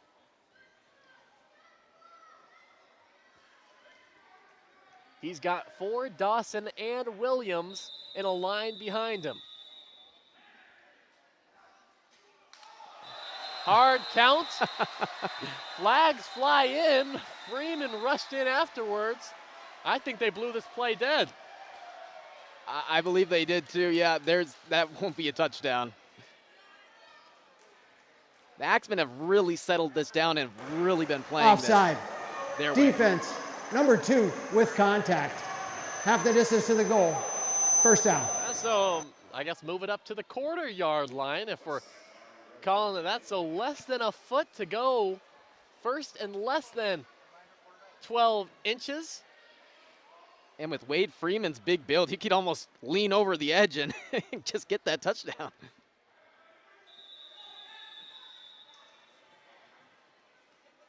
Freeman under center. Oh, the ball's fumbled, and do the Harbor Monsters have it? I think it's Dante Mason. Are you kidding me? Oh, wow. What a play. He's saying, see ya. Oh, my goodness. Gestures to the crowd, and that just flipped this game. The ruling on its the head. field is a fumble recovered by Duluth. What that ruling is upheld. First down. What an insanely smart play there by Mason to just punch right through and go right for the ball. I mean, he had set that up perfectly to get right there. He knew exactly what was going to happen. Oh, man. Whatever could have gone wrong for Eau Claire just went wrong. They're getting flashbacks of what happened to Duluth last week when they played Hot Springs. They had it at 2nd and goal at the 1 yard line, and Timeout, Duluth. They're second of the half. Game-sealing interception, pick 6 to Vishon Palmer of Hot Springs. And now the Axemen had the ball at the quarter-yard line. All they had to do was punch it in. 4 tries to do it as well. Bad snap. And Mason just went right. He saw it immediately. He went right for that. And I mean, the Axemen have been pretty good at getting that ball to Freeman all game long. But in one of the more important moments of this game, could not get it to him at the 1-yard line. Half-yard line for that matter. My goodness. So with 3:31, Duluth up by 7. They take possession at their own 3-yard line. Javante Johnson will take the snap. Felder's lined up to the right of him with his back against the wall. Quick pass over to Williams. Williams, stiff-armed, goes about 2 yards before Currington forces him into the wall. And if you're the Axemen, you still have 3 timeouts. The game's not over. You still have plenty of times. You still have plenty of time, and you do still have them inside their own 5-yard line. That's a hard place to be as an offense.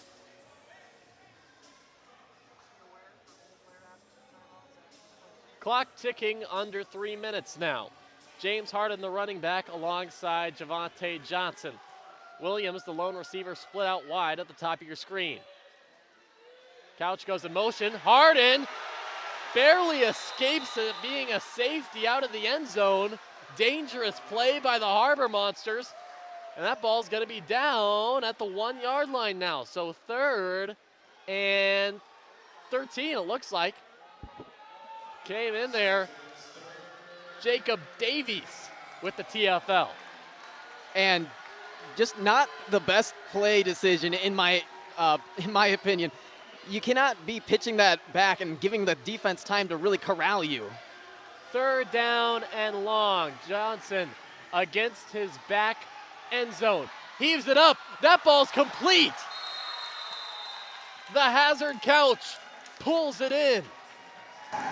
It looked like this Eau Claire is was trying the to 2-minute jump that route. timeout. And they are forced to call a timeout. Excuse me, no, we're entering the 2-minute warning now. A 1-score game, 1st and 10 for Duluth. And if you're Duluth, that's exactly what you needed.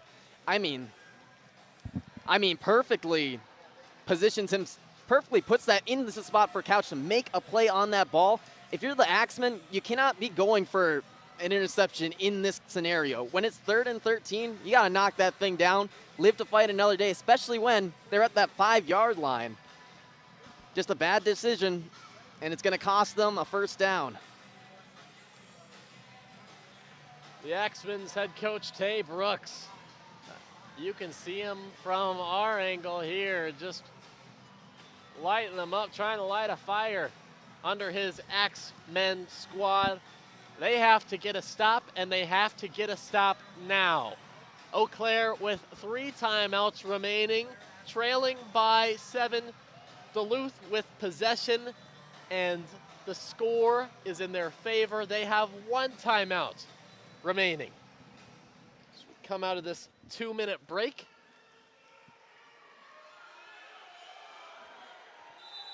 And we are going to see James Harden, the running back, take the snap. It's a low one. He's going to rush it himself. And that should be a running lane violation. And yes, the flag comes out. Axemen player's not really happy about it either, but I don't think they see the flag yet. Running lane violation, offense number 3. That's a 10-yard penalty, 1st down. Well, Harden forgets when you're taking the snap, you're legally the quarterback for that play, and thus you have to run through the hash marks. He didn't do that. He did a nice job escaping. That's going to move him back. Tay Brooks giving it to Shaq Currington, number 9 in white. And Harden and Morrison both check out. And the real quarterbacks, Brockman and Johnson, check in both for Duluth. 1st and 20. A running violation sends it back an extra 10 yards, 1:53 on the clock. Johnson will take the snap. Brockman lined up about 4 yards behind him. We'll make it about 5. Low snap. Johnson, sidearm pass. Sessoms has him, stays on his feet after a big hit and brought down right before midfield. 2nd and 7. Clock ticking under 1:40. And just some great movement there to really pick up some lost yards. It's felt like the Duluth Monsters have been going like 2 steps forward, 1 step back this entire possession. Clock to snap the ball at 3 seconds now. Johnson's going to take it himself up the middle, a little bit to the right side. Flag comes in. I'll stop the clock. See what this one's about.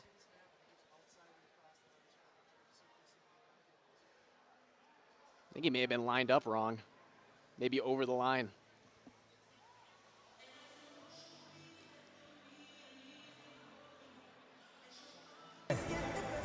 Running lane violation, offense. 10-yard penalty, repeat 2nd down. Oh, that's curious. Yeah, I don't know about that one. I guess I could see where it was close, but it looked like he was within the lane, but that's going to set him back another crucial 10 yards, and Eau Claire gets a free breather. I mean, there was a guy lined up off sides on that far left end, but not the call I thought it was going to be. So Brockman's going to be the quarterback that takes the snap. We can expect him to pitch it back to Johnson. Yes, he does. Javante throws back to Hassan Brockman, runs inside, and gets drilled in the back by Jake Davies. Timeout. Timeout, Axemen. Eau Claire. 1:02 They're first of the on half. The clock. 3rd down and about 15.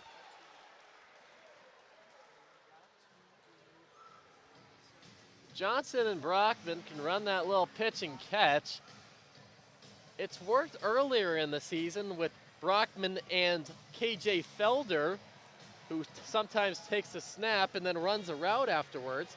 A little different when you have both quarterbacks on the field. 7-point game, Harbor Monsters trying to defend their lead. And they've just been, Axemen have just been able to really corral them in this end of this 2nd half here. Just trying to keep up in this game, trying to keep that hope alive with 1:02 remaining here in a 7-point ball game. I mean, these are the games you live for. These are the games you love to see in the Arena League.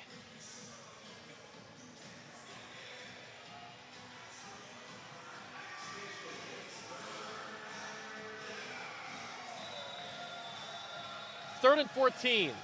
Johnson in the shotgun. Couch a running start. Johnson looks, fires, caught by Dan Williams over the wall. He's going to try to keep running, but they rule him down just short of the 1st down marker. Under a minute now. Clock is stopped. He's been making some plays here late that have been really moving the chains, and they've really needed it. Williams just Mr. Reliable. He's got the best hands on the team. And now that forces a 4th and 3. Johnson will take the snap. 57 seconds to go for the ball game. Johnson lobs it up, and Williams pulls it down. Dan, the threat. Williams seals the deal for Duluth. Flags in the air. Oh, he hit a little gritty on him for good measure. I mean, you deserve to after making a play like that. What a play by Williams. What a catch. Jump ball. Yeah, I've got that. And the threat. You got to give some credit there to Javante Johnson as well. Had a hand right in his face when he made that throw from just a lot of The pressure. result of the play was a completed catch at the 4-yard line. After the play was over, personal foul. Defense number 12. Half the distance to the goal. Automatic first down. So Joe King of the Axemen gets the after the play penalty. Got to keep those emotions in check. First and goal now from the 2. Stranger things have happened, namely earlier in this game and also last week with Duluth, and they had this ball at the exact same spot. James Harden will take the snap out of the gun, hands it to Darius Morrison, gets a push from Harden. That's not doing much. Stuck up at the line of scrimmage. Clock ticking under 40. Eau Claire will not call a timeout. No, and with 33 seconds here, it's... Yes, they will.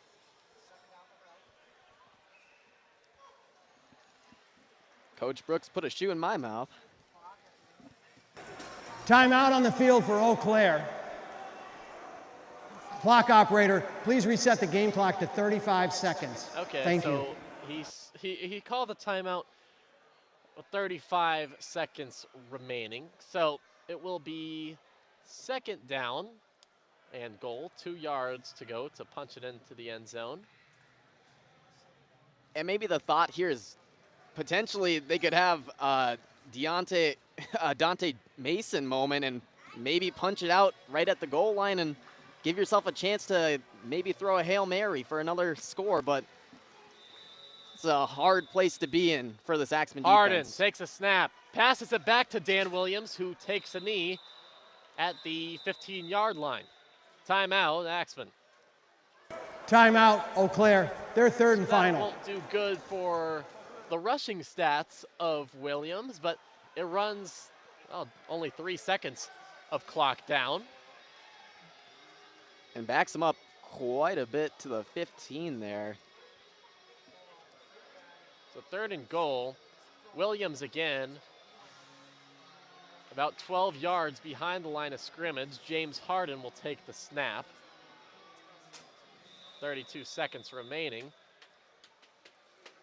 And Harden just takes a knee. Eau Claire with no timeouts remaining. They will have to snap the ball. The play clock starts. Started late. There should be a couple extra seconds in between. Yeah, it should have been. It was about a half second ahead. Looks like they're going to take the delay of game penalty. That's what Williams is directing Harden to do.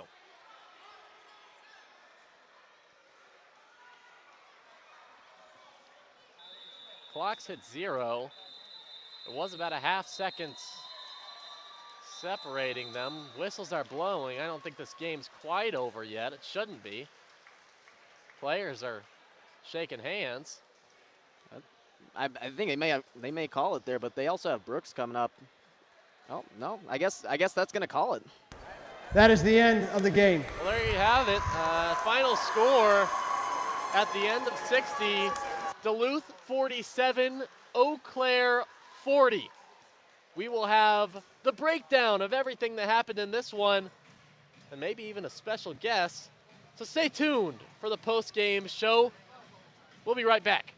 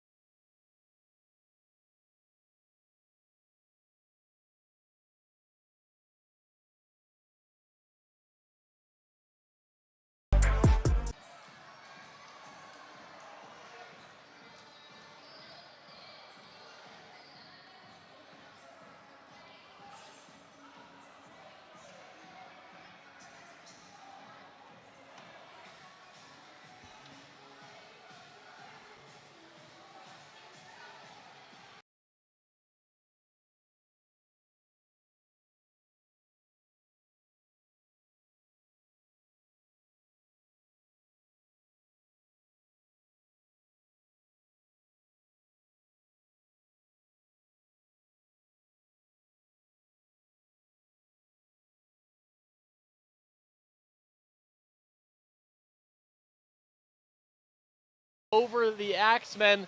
And right after the game, tempers were flaring. They were building up all game long. You saw Boom Williams getting into it with Joe King and KJ Felder. So it really... I think they maybe thought there was probably something else happening, but no, they cleared it up. All right, thanks.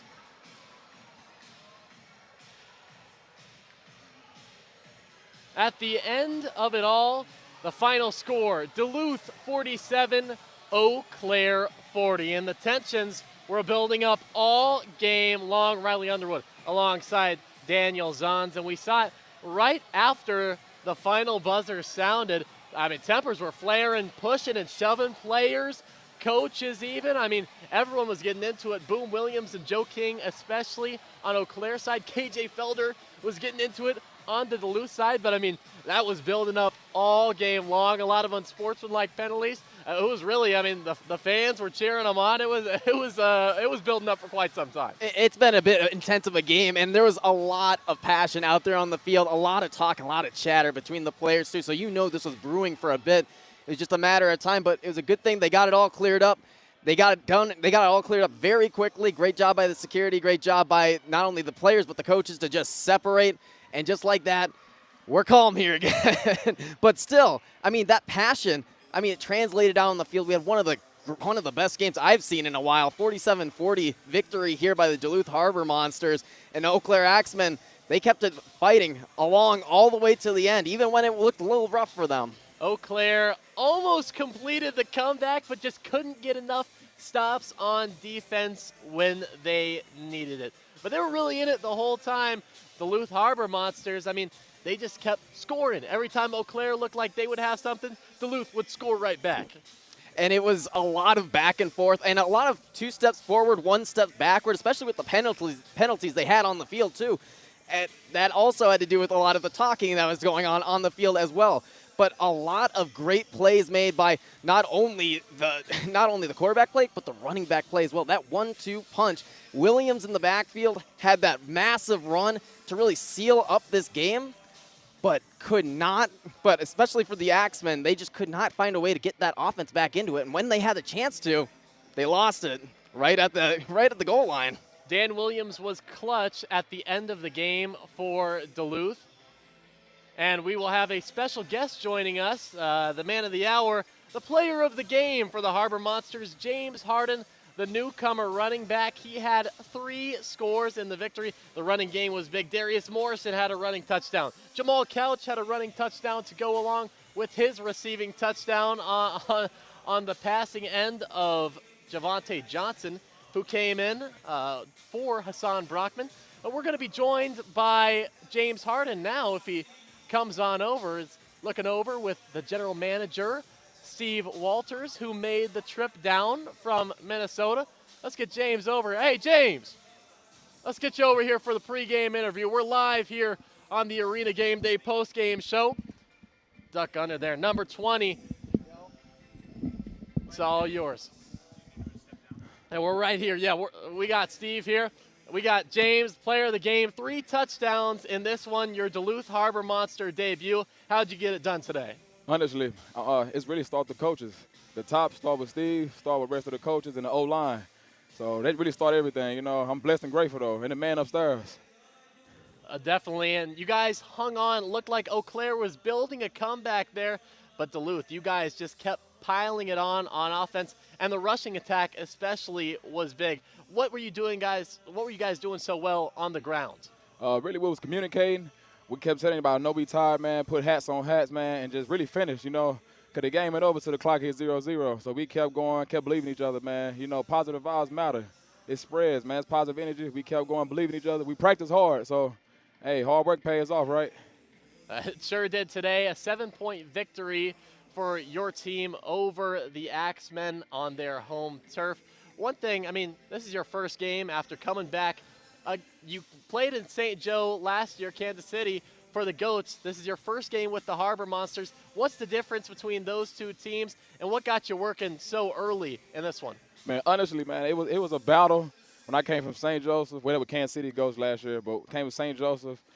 just the energy was different, man. Different players, had to relearn the system, different system, and then, I played in Mexico before I got here.